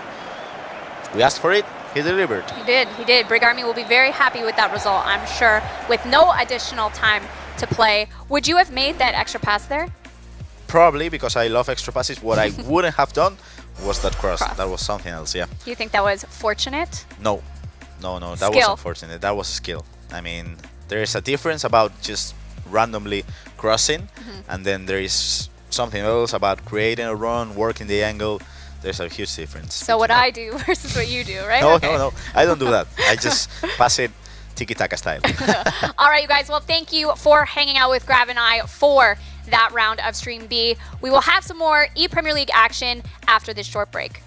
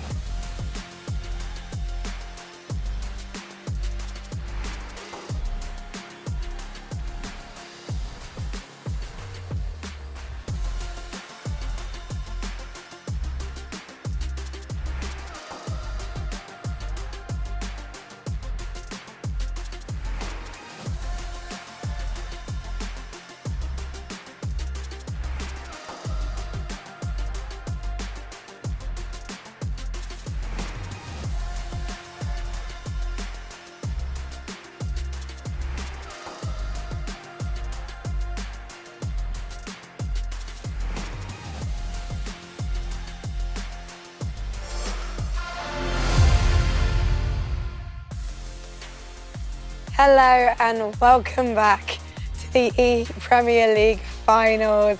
And we are roaring through Group A right now. And Chelsea are having themselves a day thanks to Mr. Jack Sharp, Brandon. He's loving it, isn't he? He's on the big stage. I think this is what the ePremier League is. There isn't that many opportunities for these guys to really show what they can do in the ePremier League. It's just that real chance to get on a stage. Someone like Jay Sharp, we don't see him really outside of the Premier League, but he turns up here, has done for so many years for quite a few different clubs, and he's just relishing the opportunity with what's on the line. He's actually said himself he has unfinished business at EPL, and as you say, he's been trying to find the right fit in a team. I know he's played for Chelsea before, and clearly he made the right decision in going back, and they made the right decision in picking him up. Yeah, and they've scored a lot of goals too. I mean, look, if you look at some of the people he's played with before, he's played with Stingray, who's incredible, but then Konkai, top 8 last year of Aston Villa. They come into a team of Chelsea this year. Maybe they're a bit of an underdog that we haven't really, shouted too much about. I think you could argue, will they do enough to top the group today? I know we're still a long way away from finding that answer. I think Man City still remain as the favourites, but these are going to be putting all the pressure they can on them, as we saw in that Man City game when Jay Sharp did get a 5-5 draw against Tex. He's always remembered now. Oh yeah, this is what it's like to play in EPL. I'm at home, I'm comfortable. I'm not new to this at all. No, he seems like he's loving it here, and I think that you can see that from a few players. We call them sort of EPL veterans because they've just competed in this tournament so much. Yes, they might not have won or they might have had a top 4, but they're always in the conversation, aren't they? Yeah, and you know what? After that attacking performance, actually, I think Jakeman might be one to watch. He's making his debut for Everton, but the goals he scored were beautiful. He got that early run with Haaland to get his first goal of the day. And I went, actually, this is so clean and precise. And I think once he finds his feet, remember, he's got to play in March as well, potentially. He doesn't go home today if he doesn't get the wins he needs. We're going to see more class coming from him. However, we also had more class on the B stream because playing in their Xbox matchup, it was West Ham 4, Burnley 3.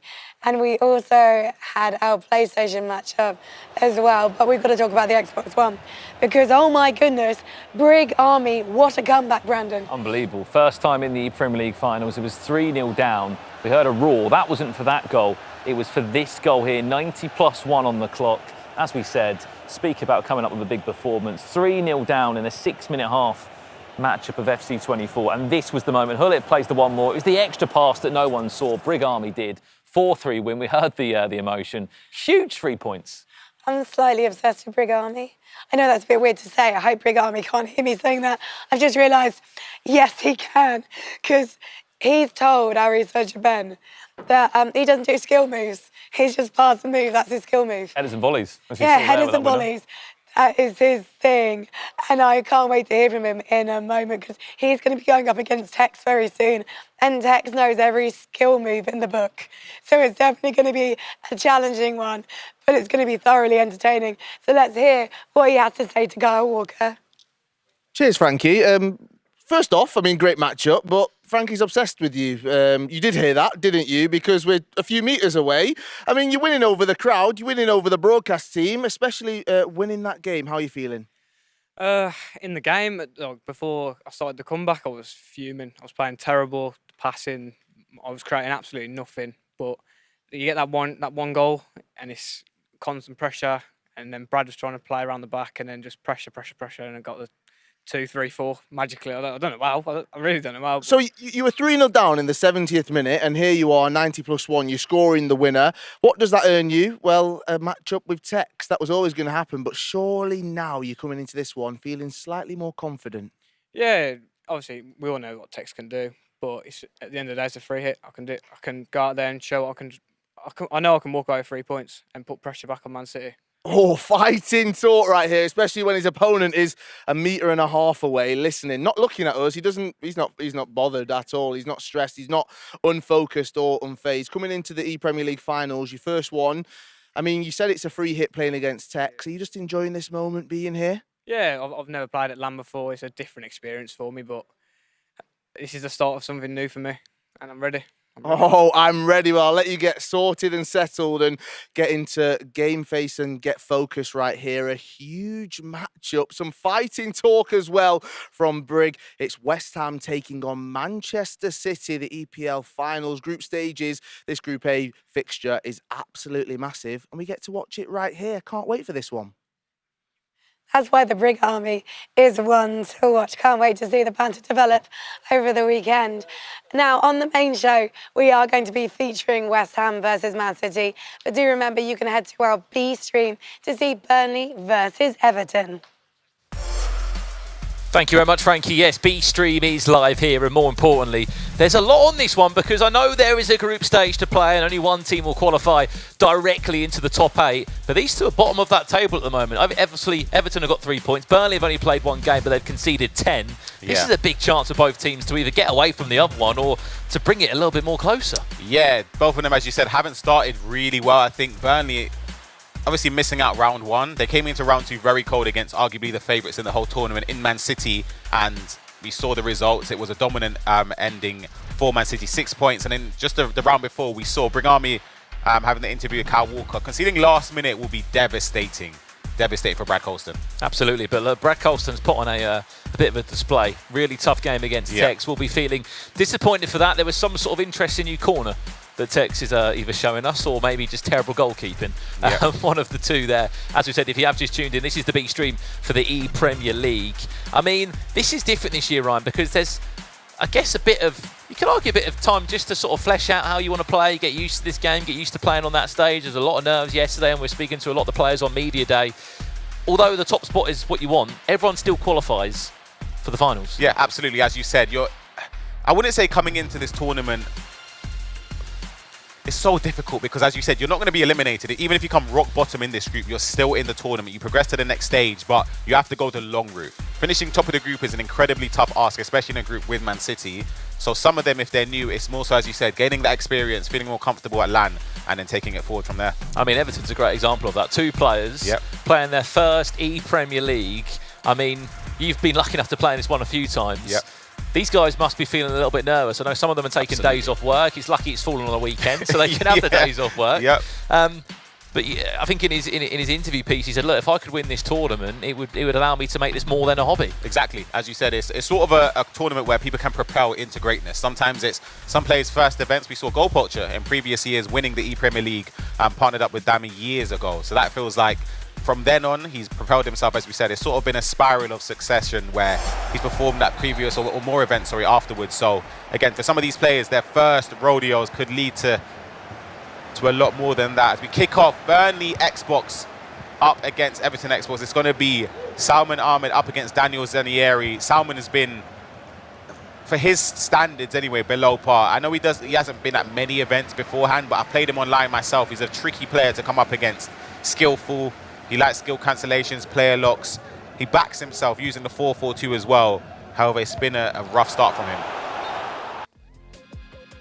Win to a pause. Straight away, we do go between these two names. I think the one thing that I love about Burnley, Ryan, is that both the players that play for Burnley have only ever played for Burnley in the Premier League. Brad Colston's played 4 times. This is his 4th Premier League, and this is Salman Ahmed's 2nd time in the competition. Obviously, he'll be disappointed off the back of his first opening matchup that he did play a 6-1 defeat against Matías Bonano. Is not a nice way to work your way into this tournament. Yeah, absolutely not. It's a rough start to have, but again, being in a tournament, with so many top players, you're going to find yourself up against tough opposition. So I think the group format is very difficult as well because you want to win your games.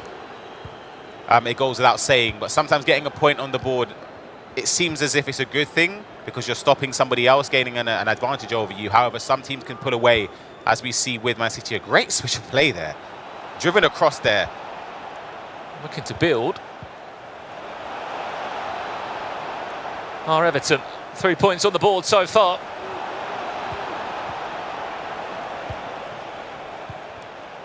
Well, unable to find the feet. Thierry Henry could be in here. If he could get the ball in, the great McGeady counsel. Well, this Henry can be dangerous. 1-on-1 against Vincent Kompany as he comes across. Could have been a penalty shout. Referee waved that one away. And again, into a quick pause. Good goalkeeper movement there, moving him not just across. I think that's a key thing to mention.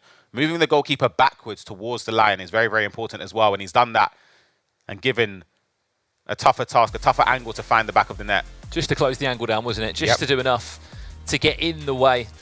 As you said, looking across those past games they have played today. This is Daniel Zanieri that picked up the 2-1 win against JRK in the first opening game when they faced West Ham United, which has given them their 3 points out of a possible 12 so far. They'll be hoping to gain a few more where they can here.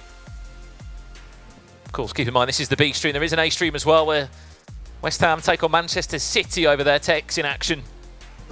Plenty of matches coming across the next 2 days here in the Premier League. Maybe there's just something wrong for one of these two players. It feels very early for a pause of that length. Corner to come in now.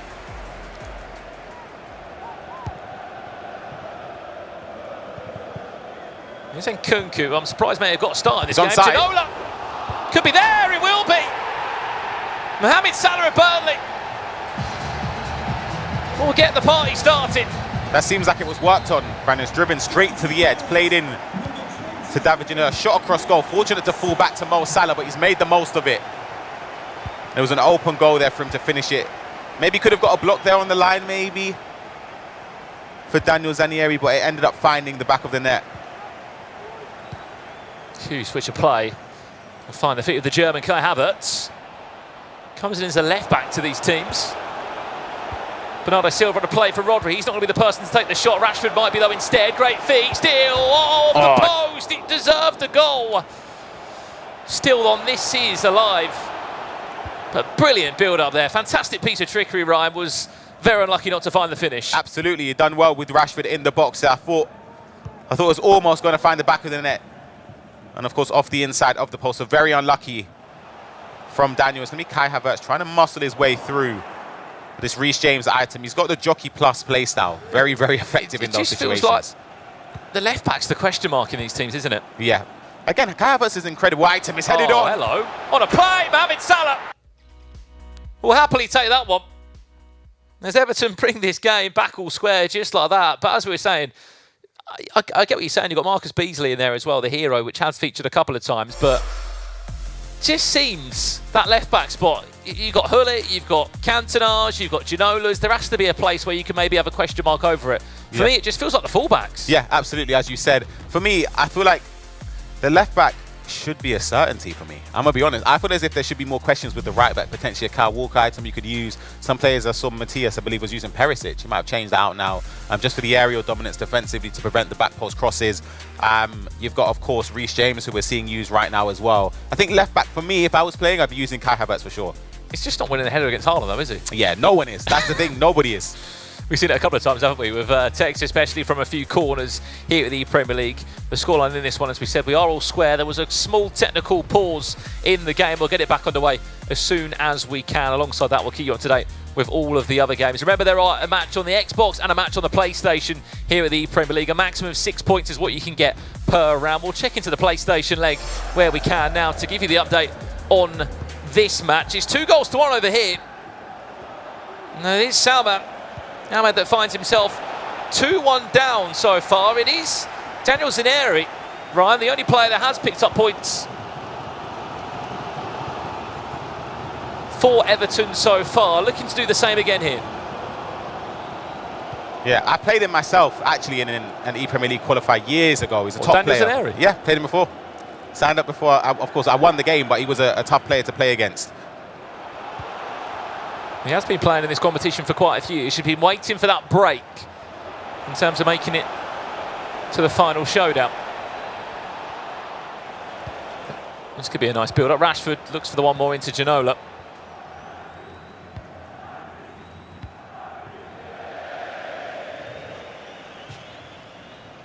And he goes nowhere in the end.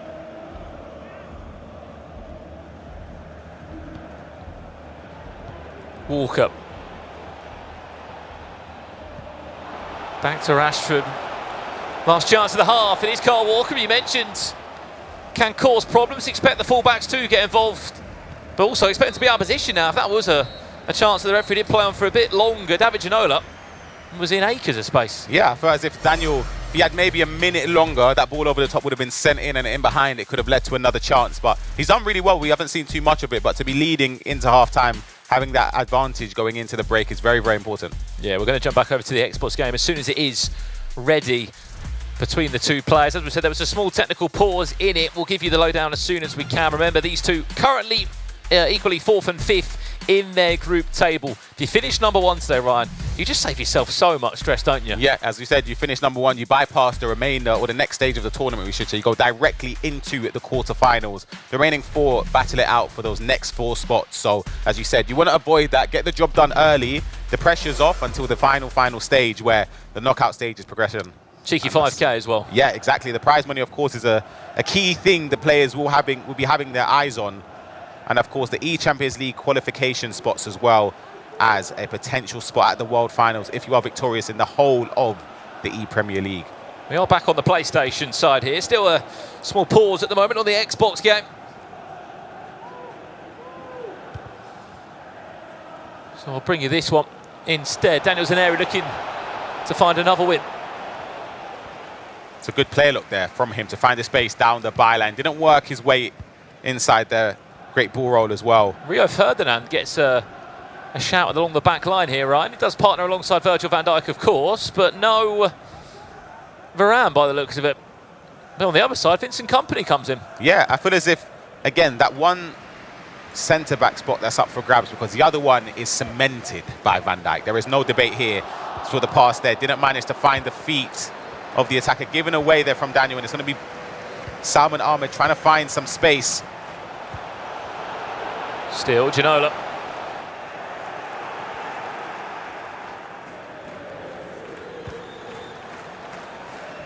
The idea was that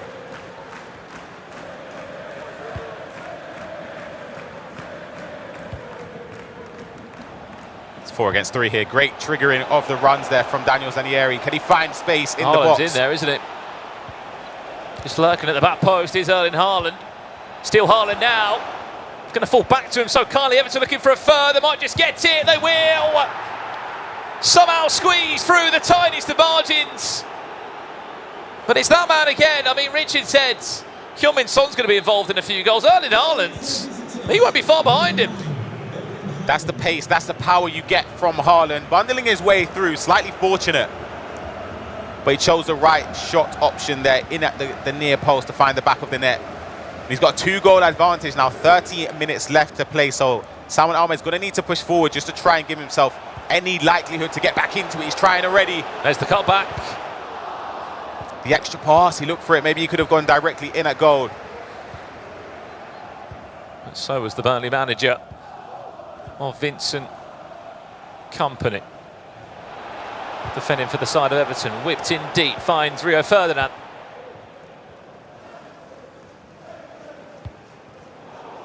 It's a nice win from Havertz.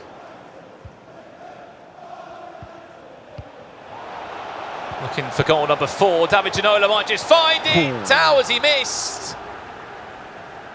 You'd expect that to find the back of the net. Usually one of the more trustworthy players in front of goal. Maybe the pressure put him off there. Should have been 4-1 up. Certainly could have been.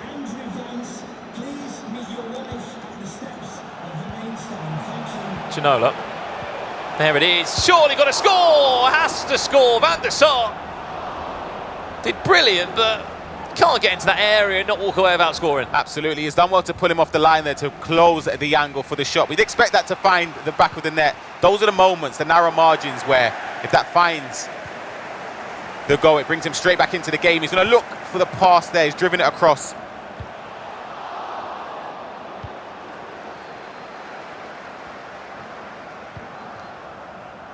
There's a player lock. There's Everton look for goal number 4.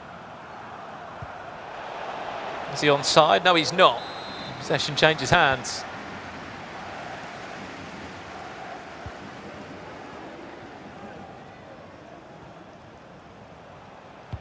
De Bruyne finds Kai Havertz all the way from left back. Into Paolo Futra, who has come on as a substitution in this game. New hero this year, Ryan.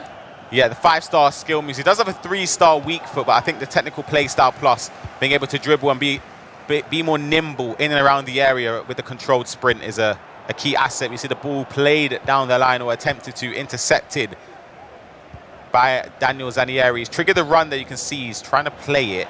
And it's actually ended up working out, but he's keeping possession now. That post is there. Still in possession somehow. Step overs are nice. Haaland just needs to turn. There's the one more pass. Oh, he cancelled it with the chop there. Would have been red timed anyway if the shot did come off. 10 minutes left to go, Brandon. He has to throw everything at this Burnley Salman. He's in behind here. There's the one more pass. Henry has to. He does. And with just 9 minutes left on the clock. I'll tell you what, Burnley could be on to snatch a point from this one. It would be massive for them yet to pick up any points in the Premier League so far. Both players have created chances. Speak about position changes there. Ramirez coming on as a right back. Yeah, I've seen it a few times in the qualifiers. Yeah, it's been a common theme this year. I think with he's got incredible stats in game. The item's incredible in the midfield, but you kind of want that presence, the domination, because you're up against the likes of Rodri. You've got Ruud Gullit in there. Some players are opting to use Vieira, so you want a physical presence in there. So for me, Ramirez doesn't offer that. You can move him out wide in at right back, and I think he offers a lot there. And also, let's be honest, as you said, he just, on the list of centre midfielders, De Bruyne, Gullit. There's so many. He's quite a way down the list, isn't he? Absolutely, yeah. He's down the pecking order for sure. And of course, with the intercept play style plus, being able to cut those through balls down the line, which are, we know, FC 24, creating opportunities down the byline are it's a very common occurrence between players when building up. Perisic off the bench here, driving, playing it into Haaland. Burnley Salman trying to find a goal back into this to equalise. It's going to be Kai Havertz playing it to the edge. Willian trying to find the space. Great resolute defending there. It's rushed. He's rushed it. William. And this is still on for a Burnley equaliser massively. Perisic finds Cantona and then Rodri stands in the way. Huge points. This could be on the ball for Everton.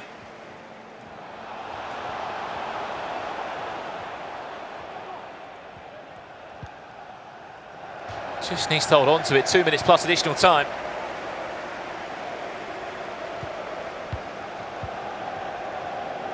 Doesn't need to score again. Just look after possession. The press will be fierce though from Burnley. Desperate to get off the bottom of the table. João Pedro, the Brighton of Albion, does come on. This is it. This is the last attack. A minute added on. He has to go forward. Oh, taking him out. From Kevin De Bruyne. There's even enough time to get the ball past the halfway line. Added time has been played. There's the tackle. Still in possession is Burnley. Wow, this could be a chance. Hullet driving on his own.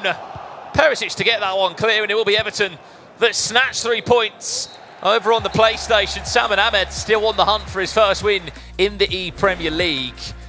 And that's a big 3 points for Everton, as it just gives them a bit more of a gap, doesn't it, on the side of Burnley, who will still be sitting bottom of the table. Yeah, absolutely. It's fair to say, I'm sure they'd say it themselves. I think Burnley with Brad Colston and Salman Ahmed, they haven't lived up to their personal expectations. They're coming with a lot of confidence. They back their ability. It's not their first rodeo. They've come in before and performed at the ePremier League. So for sure they'll be devastated. But of course, the game on Xbox is still going on. Burnley up. 2 goals to the good. We're coming at a perfect time, actually. Near post, Green. And it brings Everton and Chris Jakeman right back into this game. Well, I was going to say there was a bit of a technical delay, wasn't there, in this game? Just after 11 minutes. It's only in the 33rd minute. Burnley 2-1 up. This is Brad Colston looking to get Burnley their first points of the day. Brad Colston was in a really tough game against Tex earlier today with Man City, lost that 4 goals to 2.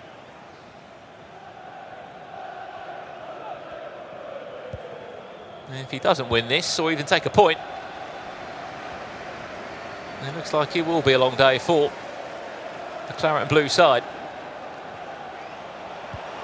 5 minutes away from half time. It's fortunate. Gift. Very much could have been a gift. You know, other match-up on the A stream. Man City taking on West Ham, if you want to catch that one. It's in the closing moments.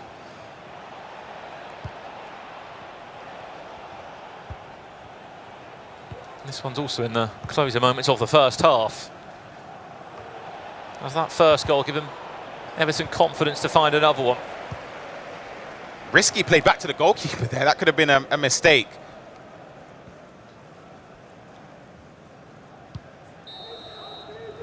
Half time.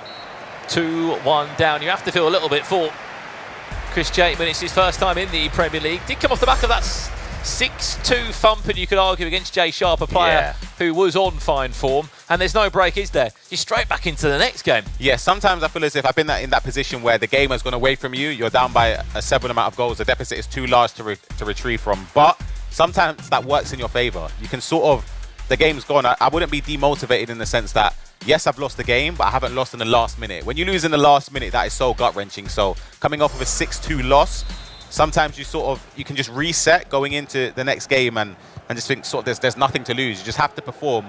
And sometimes, as simple as it is, it can't really get much worse than that. And if Burnley were to not take any points from this one, Ryan, it would be a case of we've just got to take the reps now, really. We're not going to top the group. Yeah. We're guaranteed to come back in March. There's a lot of learnings that we can take from today. Because when they do come back in March, it'll be straight knockout. Great ball over the top, and it's actually been flicked on. Salah's just going to get there. Ginola, man marked by Vincent Kompany. Watch the edge of the box now. As Thierry Henry looks to just queue up there.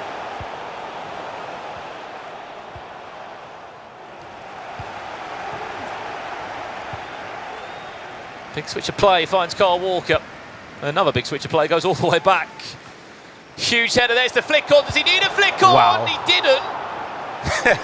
This Route 1 football there from Brad Colston, whipping it across the pitch. They're using Kai Havertz's aerial threat just to flick some headers on. Back post again. Van Dijk is just offside there for that return pass from the corner.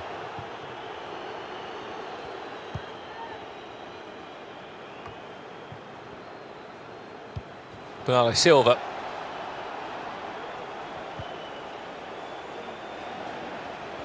Somehow still in possession are Everton. Does well to get a corner, or a throw-in, I should say, from that position.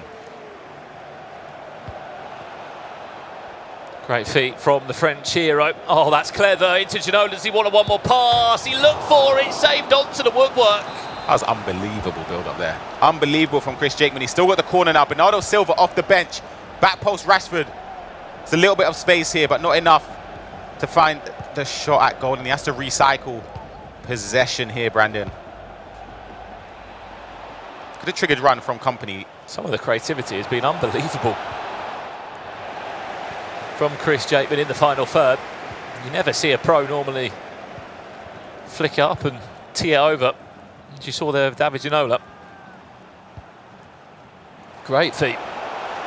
Kai Havertz in a running race with Reece James.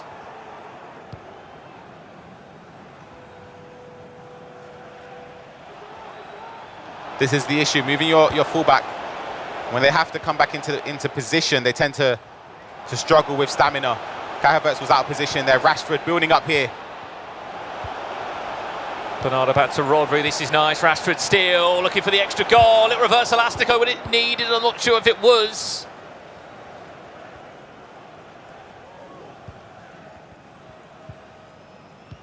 Final 25 minutes here.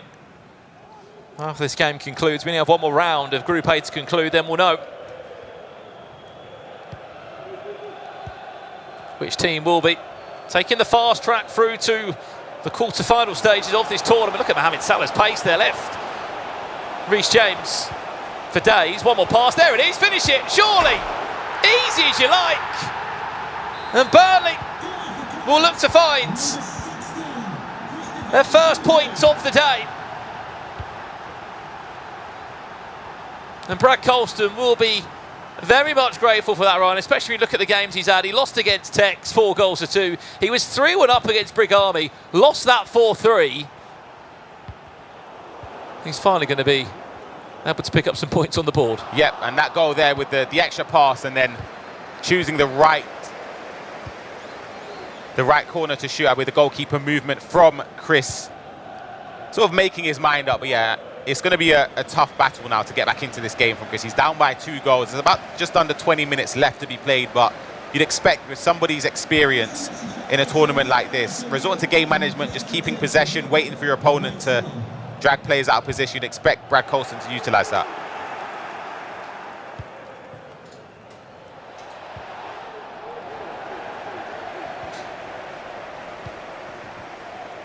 Burnley still not done. Looking to find an extra goal into a pause menu. We shall go. Some changes being made, as we can see. There is quite a stout bench. There's a fresh Marcus Rashford as well. I think subs will always play such a key point, but more than ever this year, there are so many options, isn't there, off the bench you can look to bring on. Yep, as you said, going forward, I think Marcus Rashford offers a lot with the skill moves. He's got the pace. He's powerful as well with his frame. I believe he's 6'1", so he's got that strength. It's not easy to knock off the ball. And especially with fullbacks being, you've got Kai Havertz with the height as well. You kind of would like somebody that could potentially challenge him in the air. So he offers that option as well. 15 minutes left to play. Perisic driving. Haaland's there at the back post. He'll be waiting patiently to see if the ball falls through to him. Cantona's fresh off the bench. See a lot more space now for Brad Colston to exploit.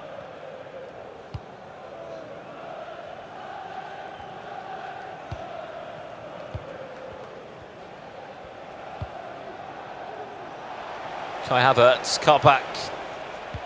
Ginola, look at the acres of space, but also a really heavy pass. Ginola. Good goalkeeper movement there as well from Brad Colston, anticipating a Trivela. It didn't come, but the goalkeeper was there to prevent any shot to the opposite side of the goal.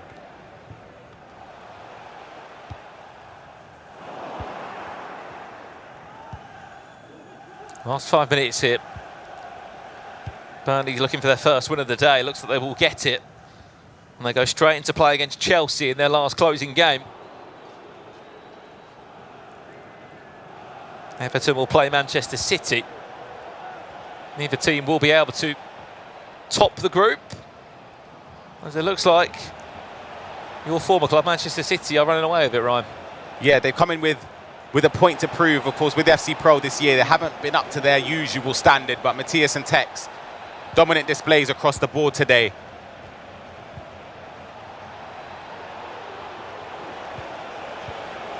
Miles offside. Rodri way offside there.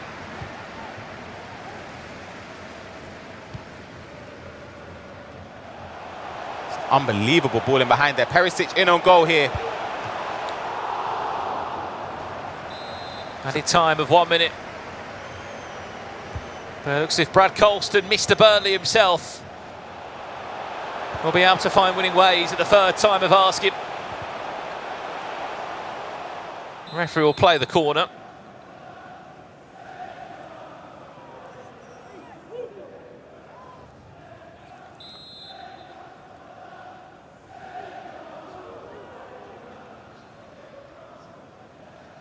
Watch out for Haaland now, just being manually controlled. Looking towards the back post.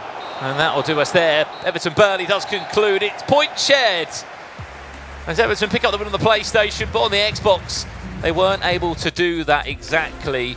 The main thing is, though, Ryan, Burnley did get their first 3 points of the day. It won't mean much in terms of their mission to try and top the group, but regardless of it, they still could maybe pinch Everton to that 4th spot. Yeah, and I think it'll give them a huge boost of confidence, especially Brad Colston, as you say, getting that first one on the board is very important in these tournaments. It is indeed. Round 4 concluded from Group A of the ePremier League. When we're back for the final round to find out who'll be topping the group here in our ePremier League Grand Finals. Don't go anywhere. We're back in a few.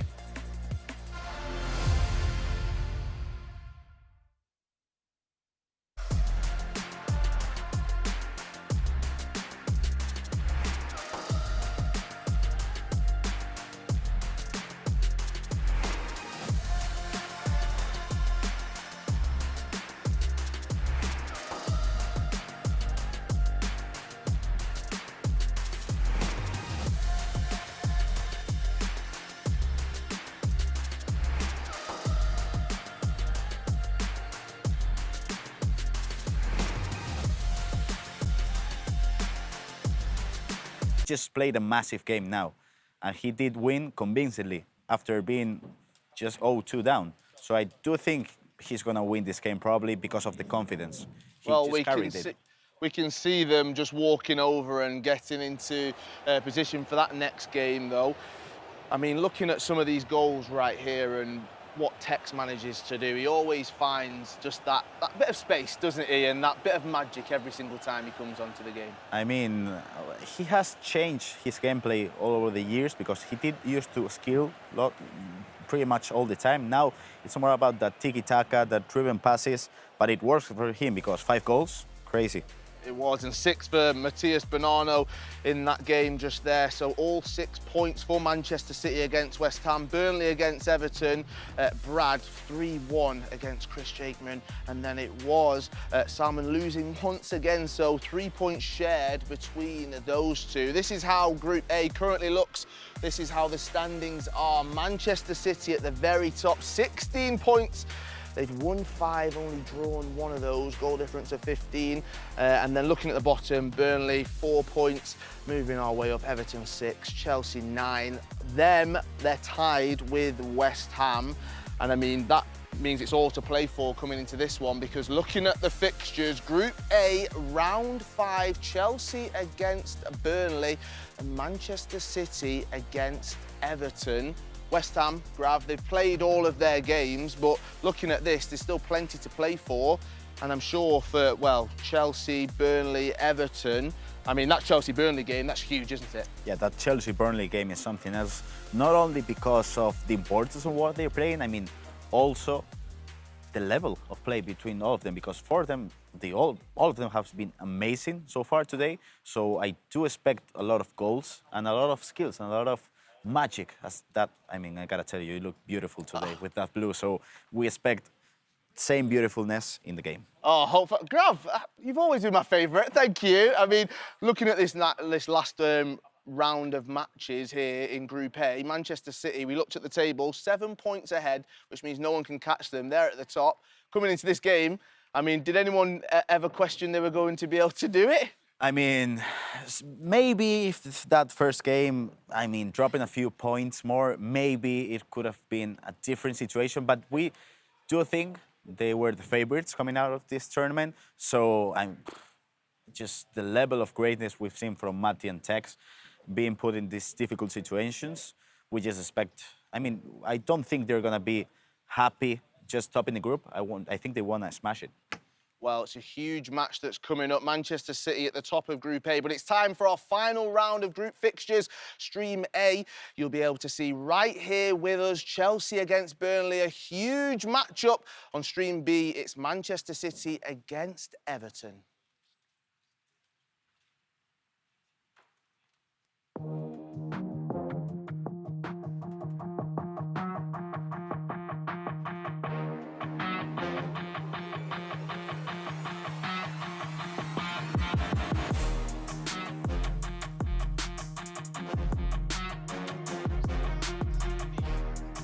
Oh yeah, this is a big chance, isn't it, Richard, for Burnley to try and pick up more points. They've only picked up 3 from a possible 18 so far with what they've been able to achieve here. We already know the top spot of this group is done. So, if anything, it's just play for pride of the badge, really, isn't it? To enjoy playing on this stage against this level of competition, because we already know that Man City are getting that fast-track ticket. You are playing for potentially better seeding as well when we do go through to the bracket in late March. That is the matchup that you're going to be watching on the screen. Jay Sharp against Konkai and Brad Colston up against Salman Ahmed. We're in this exact position probably about an hour and 25 minutes ago watching Jack Sharp play, and he gave us a bit of a show. He won by 6 goals.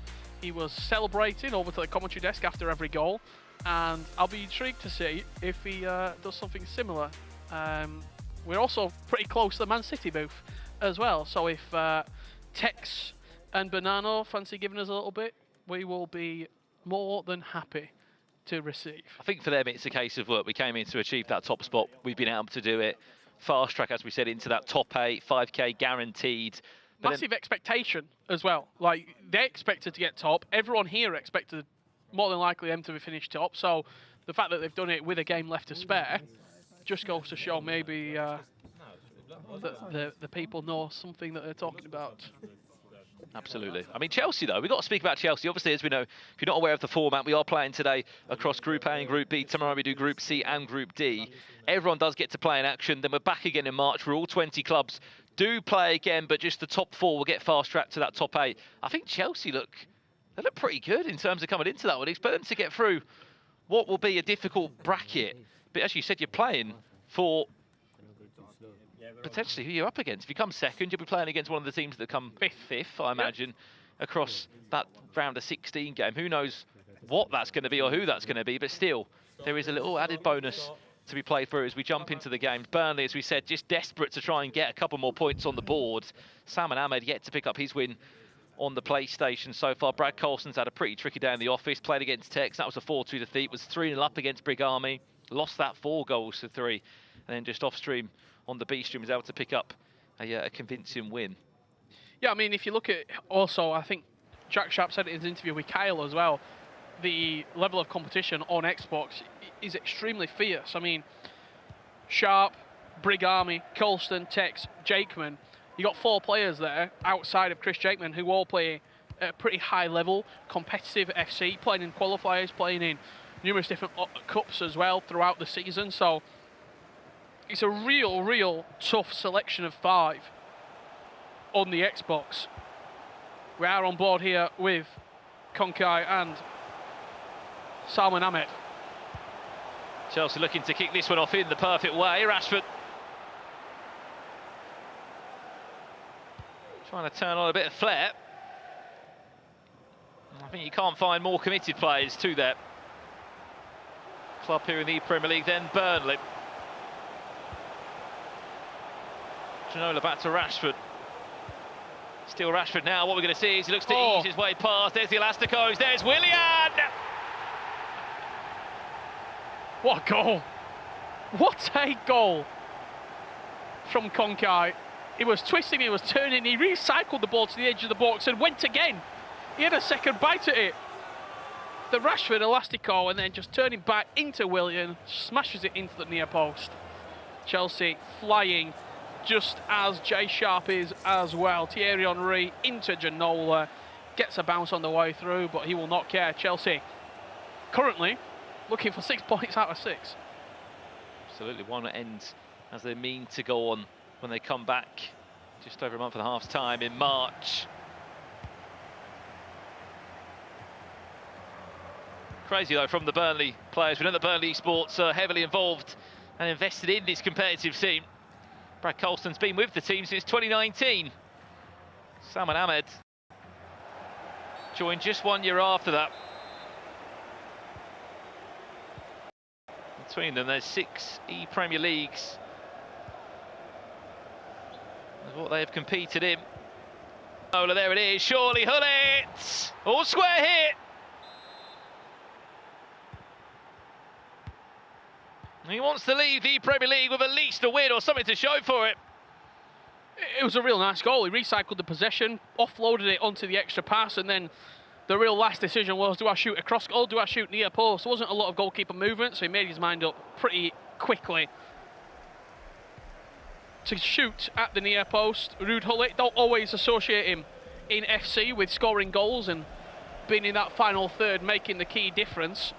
More of a box-to-box powerhouse. However, he does have the attacking ability and the stats in-game to really show his worth. One more pass, does he need it? No. Tried to catch the player off guard. There's been a goal over in this one. It's an equaliser for Brad Colston of Burnley. 60 minutes on the clock there. Makes it 1-1. 2 more of the experienced players in this ePremier League tournament.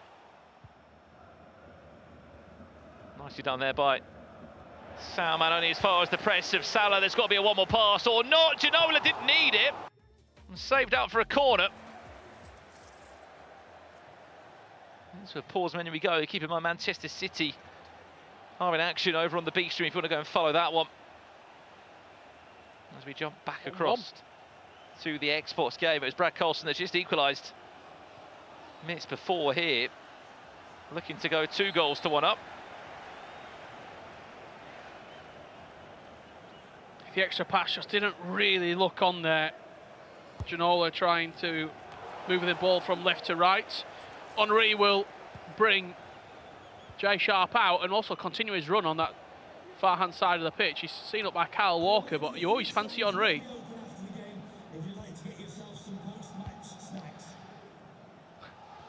The concourse will be open after the game. There's always the odd line, isn't it? It just throws you off. See if someone's got a parking ticket or someone's birthday. I think I heard once that someone's window had been open and the car had filled up because it was raining outside. It's always good.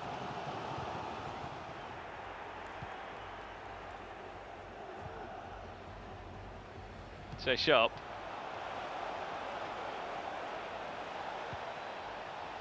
Able to find a way through.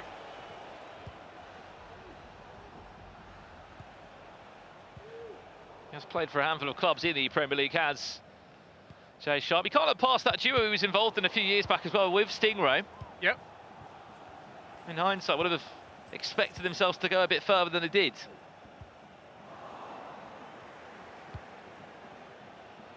Now playing for opposite team. Stingray in the seat of Liverpool. That shot red timed. This is the goalkeeper movement. Just enough. I believe there's been a goal in the other game. You could hear it. We could certainly hear it. And we'll show it to you. Burnley. On the replay, it's Burnley. Salman Ahmed looking for that first win. And he might just be on for it. Still early doors in this game. Looking for goal number 3. Perfect timing this could be. It's really good defending from James. The extra pass was there, but the first touch just sort of bogged him down a little bit. Wasn't able to get the ball out of his feet quick enough. But also, James, quick off the mark defensively. Konkai with him, just to alleviate any sort of pressure that might have been building. Quite a few step overs there from Havertz. Konkai not afraid to show a bit of flair. There's the step over. Did he need it? Went a little bit to the right, didn't he? Didn't expect, I think, to get the space all the time in the first place. Keep in mind. There's William. The £1 million coin man. One of the FC Pro Live items you will be seeing in action. Rashford, Elastico was nice. Still has potential to go up as well. Representing with Young. You do enjoy what you're seeing here at the Premier League. Not only will we be back tomorrow for Group C and D, but also Monday night if you want to see some of the best players worldwide competing. Keep your eyes peeled. Yeah, certainly a crazy lineup with the world champion in town. Rio Ferdinand does feature along this back line. There's been a few interesting centre-back partnerships, Varane and Van Dijk. I mean, it's always Van Dijk +1. Vincent Kompany alongside Van Dijk. And even Rio Ferdinand. Well, I wanted to say at the halfway point, Richards, keep in mind that we do have Group B following this action straight away. The likes of Newcastle, Brighton, Aston Villa, Sheffield United and Nottingham Forest all in action today as we turn our attentions very quickly straight after this one to find out who will top that group. Yeah, can't wait to see what Group B has to offer. Brighton and Hove Albion, Jadon and Mark Marley, two real sort of ePremier League veterans, shall we say. And does it get any more veteran than Painter? Who's going to be in the building? Newcastle United. Painter on the Xbox. I think he retired about a year and a half ago. I think he's the ultimate journeyman, isn't he? We started, was it Huddersfield? I want to say he did, yeah. EPL 2019. I mean, you look across that board as well, you've also got goal poacher in action, former winner. Perfect start to the second half of proceedings there for Konkai. Marcus Rashford. With that trademark celebration. Brings it all square at 2-2. As we said, if you haven't heard the headline news, Manchester City have topped this group regardless of any of the results. You are seeing with that result as well, they will get a fast track through in the grand finals. They won't have to go through the round of 16. More difficult quarter-final matches in the knockout bracket. They'll be waiting patiently for the 4 out of the 16 teams to join them.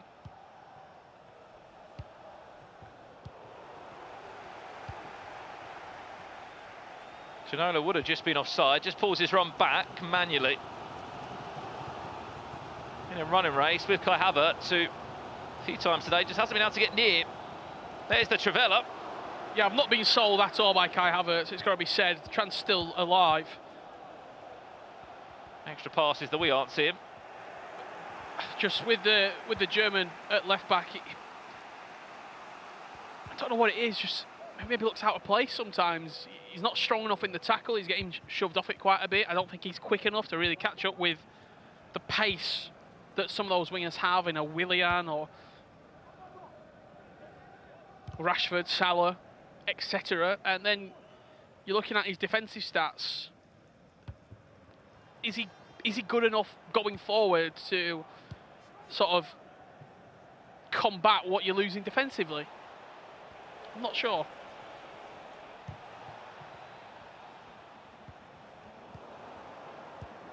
Villa may have thought about a finish from that far out, but we'll have to think again. Ginola, a bit late on the tackle. Referee plays the advantage.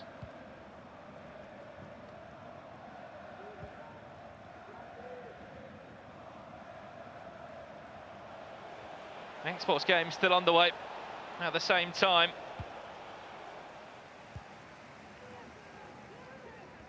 If you are watching, this is the Premier League Grand Finals £100,000 tournament. With all 20 Premier League clubs involved, each have an Xbox and a PlayStation representative looking to go the extra mile. Rashford, this is nice. Burnley. Steele, Elastico in their way forward. A little bit of goalkeeper movement made all the difference there. Salman. Ahmed looks to just snatch his first win of his ePremier League journey so far. Let's jump over here. Jay Sharp leading 2-1. Back in front is Jay Sharp against Brad Colston. He's impressed me, I've got to say, Jack Sharp today. He's been up against it in a number of these games, and when he has sort of really kicked into gear, he's proved that he's a very, very top FC player.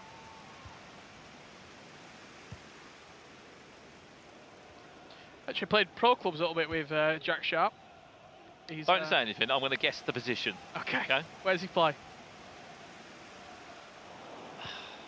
11 positions to pick. I think he's a number 10. He's not, he's a centre-half through and through. He's a centre-back. He goes by the moniker JT. Perisic. Back to Cantona. Just saves it onto the post. But he, yeah, good centre-back. Played a few times with him. Just no nonsense. Red card or two, or? I've never seen it. Never seen it with my own eyes. Big goal there for Chelsea over in this one. I believe that could be the match winner for Konkai. 16 minutes left in that one, Chelsea. Although they might not top the group, looking to be proud in second place. And this was that goal in the full floor. Erling Haaland, he's just a menace. As soon as he can turn onto that left foot, he gives you the chance at the near post, he gives you the chance across goal as well.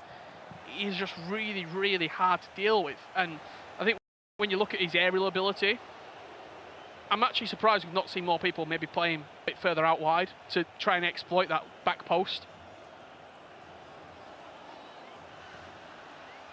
We'll see it here. This is live for you. 3-2. Konkai looking for number 4. Whew. Again, you saw Haaland just creating that little bit of space at the back post. He was the extra man. All the way out. Ooh, that's a good win. Paulo Futre. Again, another new hero. Who's got the pace over Havertz. Big goal over here, Jay Sharp. Looks like he may have conceded against Brad Colston. Final 10 minutes over there. Haaland whacks it, and Cantona just flies himself at it in the air. Yes, too strong for the defenders there. You needed a Van Dijk to be up against him. Try and get anything, any change at all.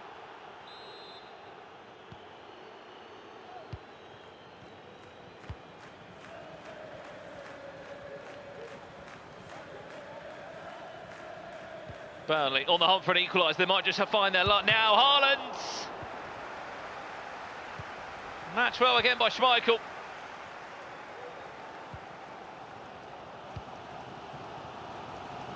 Certainly still playing the horizon now. With a lot of pride are Burnley. They've not given up by any stretch of the imagination. However, it could just be a little bit too late to try and get anything out of this matchup. One more chance.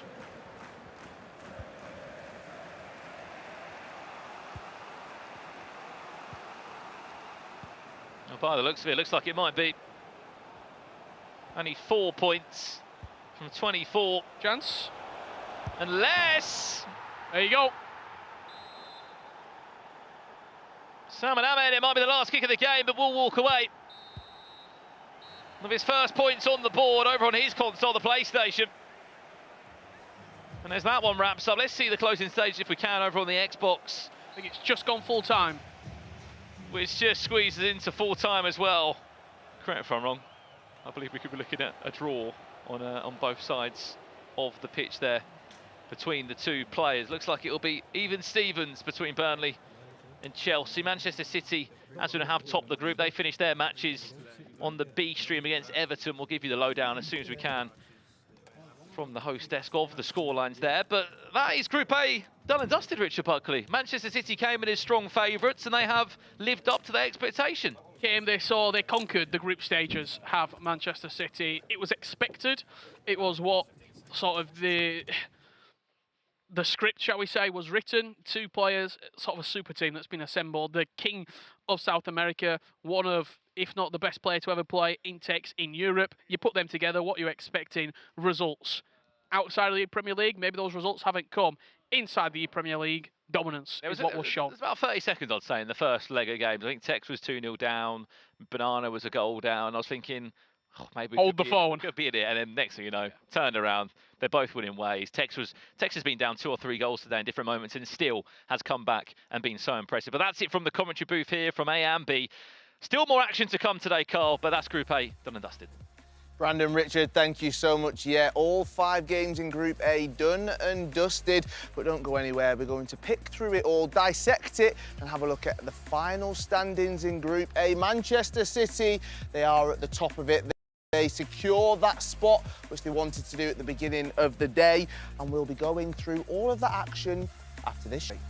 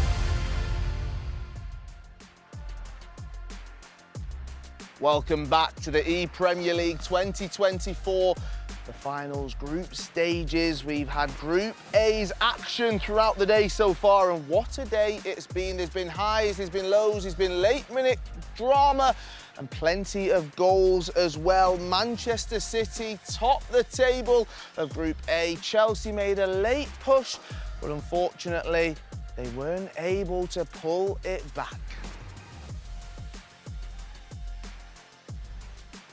Right, well, here we are then. What a day it has been. As I mentioned, Manchester City at the top of Group A. And I can say that, well, one of the deadly duo of Manchester City, Tex, I spoke to him at the beginning of the day. He joins us here on the desk as well. And we can look through some of your goals, some of your highlights. Tex, it's great to have you here. I spoke to you at the beginning of the day. You were slightly frustrated. I jumped in. I seized my moment when I could. You weren't too happy. Now you've got a smile on your face. Nah, do you know what it is? It's not away from the game. I don't like Jack Sharp. He winds me up. You know what I mean? Like no, we talking Discord all the time. He winds me up proper. So the whole time he's gonna be talking for the next. So I had to get that victory and a 90th minute equaliser. You weren't impressed with that. Ryan, talk to me about Tech's performance today. We're going to see some of his goals right now. What have you made of him? Yeah, I got to cast over his last game against Chris Jakeman. We're going to see some highlights, of course, Tex, from your games today. You've definitely put on a show. You scored a ton of goals. For you coming into this tournament, obviously representing Man City, the FC Pro, would you say there's a statement that you needed to put out today? No, I wouldn't say a statement. We had to top the group. That's what's expected of us. Yeah. But I've never played FC like I have today. Yeah. Like, I'm usually like in control and like, I know what's going to happen. I sort of know what's going on. But I felt like Roger Federer. It was just going back and forth and I didn't, genuinely. I was saying that because you conceding 5 goals in a game is unheard of. For a fact, in the last 2 ePrems, I conceded 4 goals combined. In my first game this week, I conceded 5. Ridiculous. Wow. Yeah. I mean, what a fact that is. So coming into this one, you mentioned there, obviously, you're not maybe playing FC as you usually have been. Who cares? You top the group. Look at the smile on your face. You go through to March, onto the Sunday. Let's pick that. You've not got to play the Saturday. How are you going to warm up and stay fresh when every other team will be doing that? Do you know what got me going today, right? I'm 2-0 down to Brigami, and I hear his coach going, "Go on, lad. Go on, son. You got this." So I'm thinking, "Come on, then. Let's go." Do you know what I mean? So then that got me going against Brig. But no, I just warm up. I'll watch the other players, and then let's see what happens in the knockouts. The last 2 tournaments, I got knocked out in the first knockout round in the ePrem, so hopefully that changes. Hopefully it changes. Well, thank you for joining us. It's been a pleasure to talk to you. I'm glad you're in a much more positive mood at the end of the day than you was at the beginning of the day. So thank you for that. Let's go and enjoy yourself. Let's take a look at... he's off. He's gone. Let's take a look at the results from that final matchup just there. Chelsea taking on Burnley. Jay Sharp against Brad Colston. That one was 2-2. Konkai against Salman Ahmed. Salman trying to get his first win. He was so close at half-time, but that one ends 3-3. And then Manchester City against Everton. Tex, we've just seen the smile. Why is that? Because he won 8-0. Chris Jakeman there not managing to score a goal in that one. And the other matchup, Matthias Bonanno 4, Daniel Zenario 1. And we can look at the final standings just here. 2 draws for Chelsea, pushes them up into second, but it's Manchester City at the top. Goal difference of 26. Ryan Pessoa, he said he was putting on a clinic. Yep. Look at this, 26 goals. Yeah, astounding. 26 goals, 7 wins. The 1 draw came from Tex against Jack Sharp, but they've doubled the points of the team in second. So you can see how resounding both Matthias Bonanno and Tex have been. Matthias winning every single game as well, so he put on a show for sure. Right, well, we've got plenty more action to come. We're just whetting our appetite, really. Yeah. What a Group A it's been. Hopefully we'll get some more from Group B. Yeah, absolutely. Some top names, top duos, and top teams in Group B. I would say keep an eye on, I'm going to give a prediction already. Wow. We've got Nottingham Forest, incredible duo. Aston Villa as well. Brighton, Newcastle, familiar faces, familiar names amongst some of those duos as well. Do you think some of the players that have had a few hours to take it all in, all the action that's happened so far, will have learnt some stuff from the first half of the day? I would say it's difficult because sometimes when playing, you want to spend those times practicing or potentially studying footage from your upcoming opponents rather than watching groups of teams that you're not going to play today. So I would say they maybe would have been focusing and zoning in on those things instead. Right, well, now we turn our attention to Group B when we return, so don't go anywhere.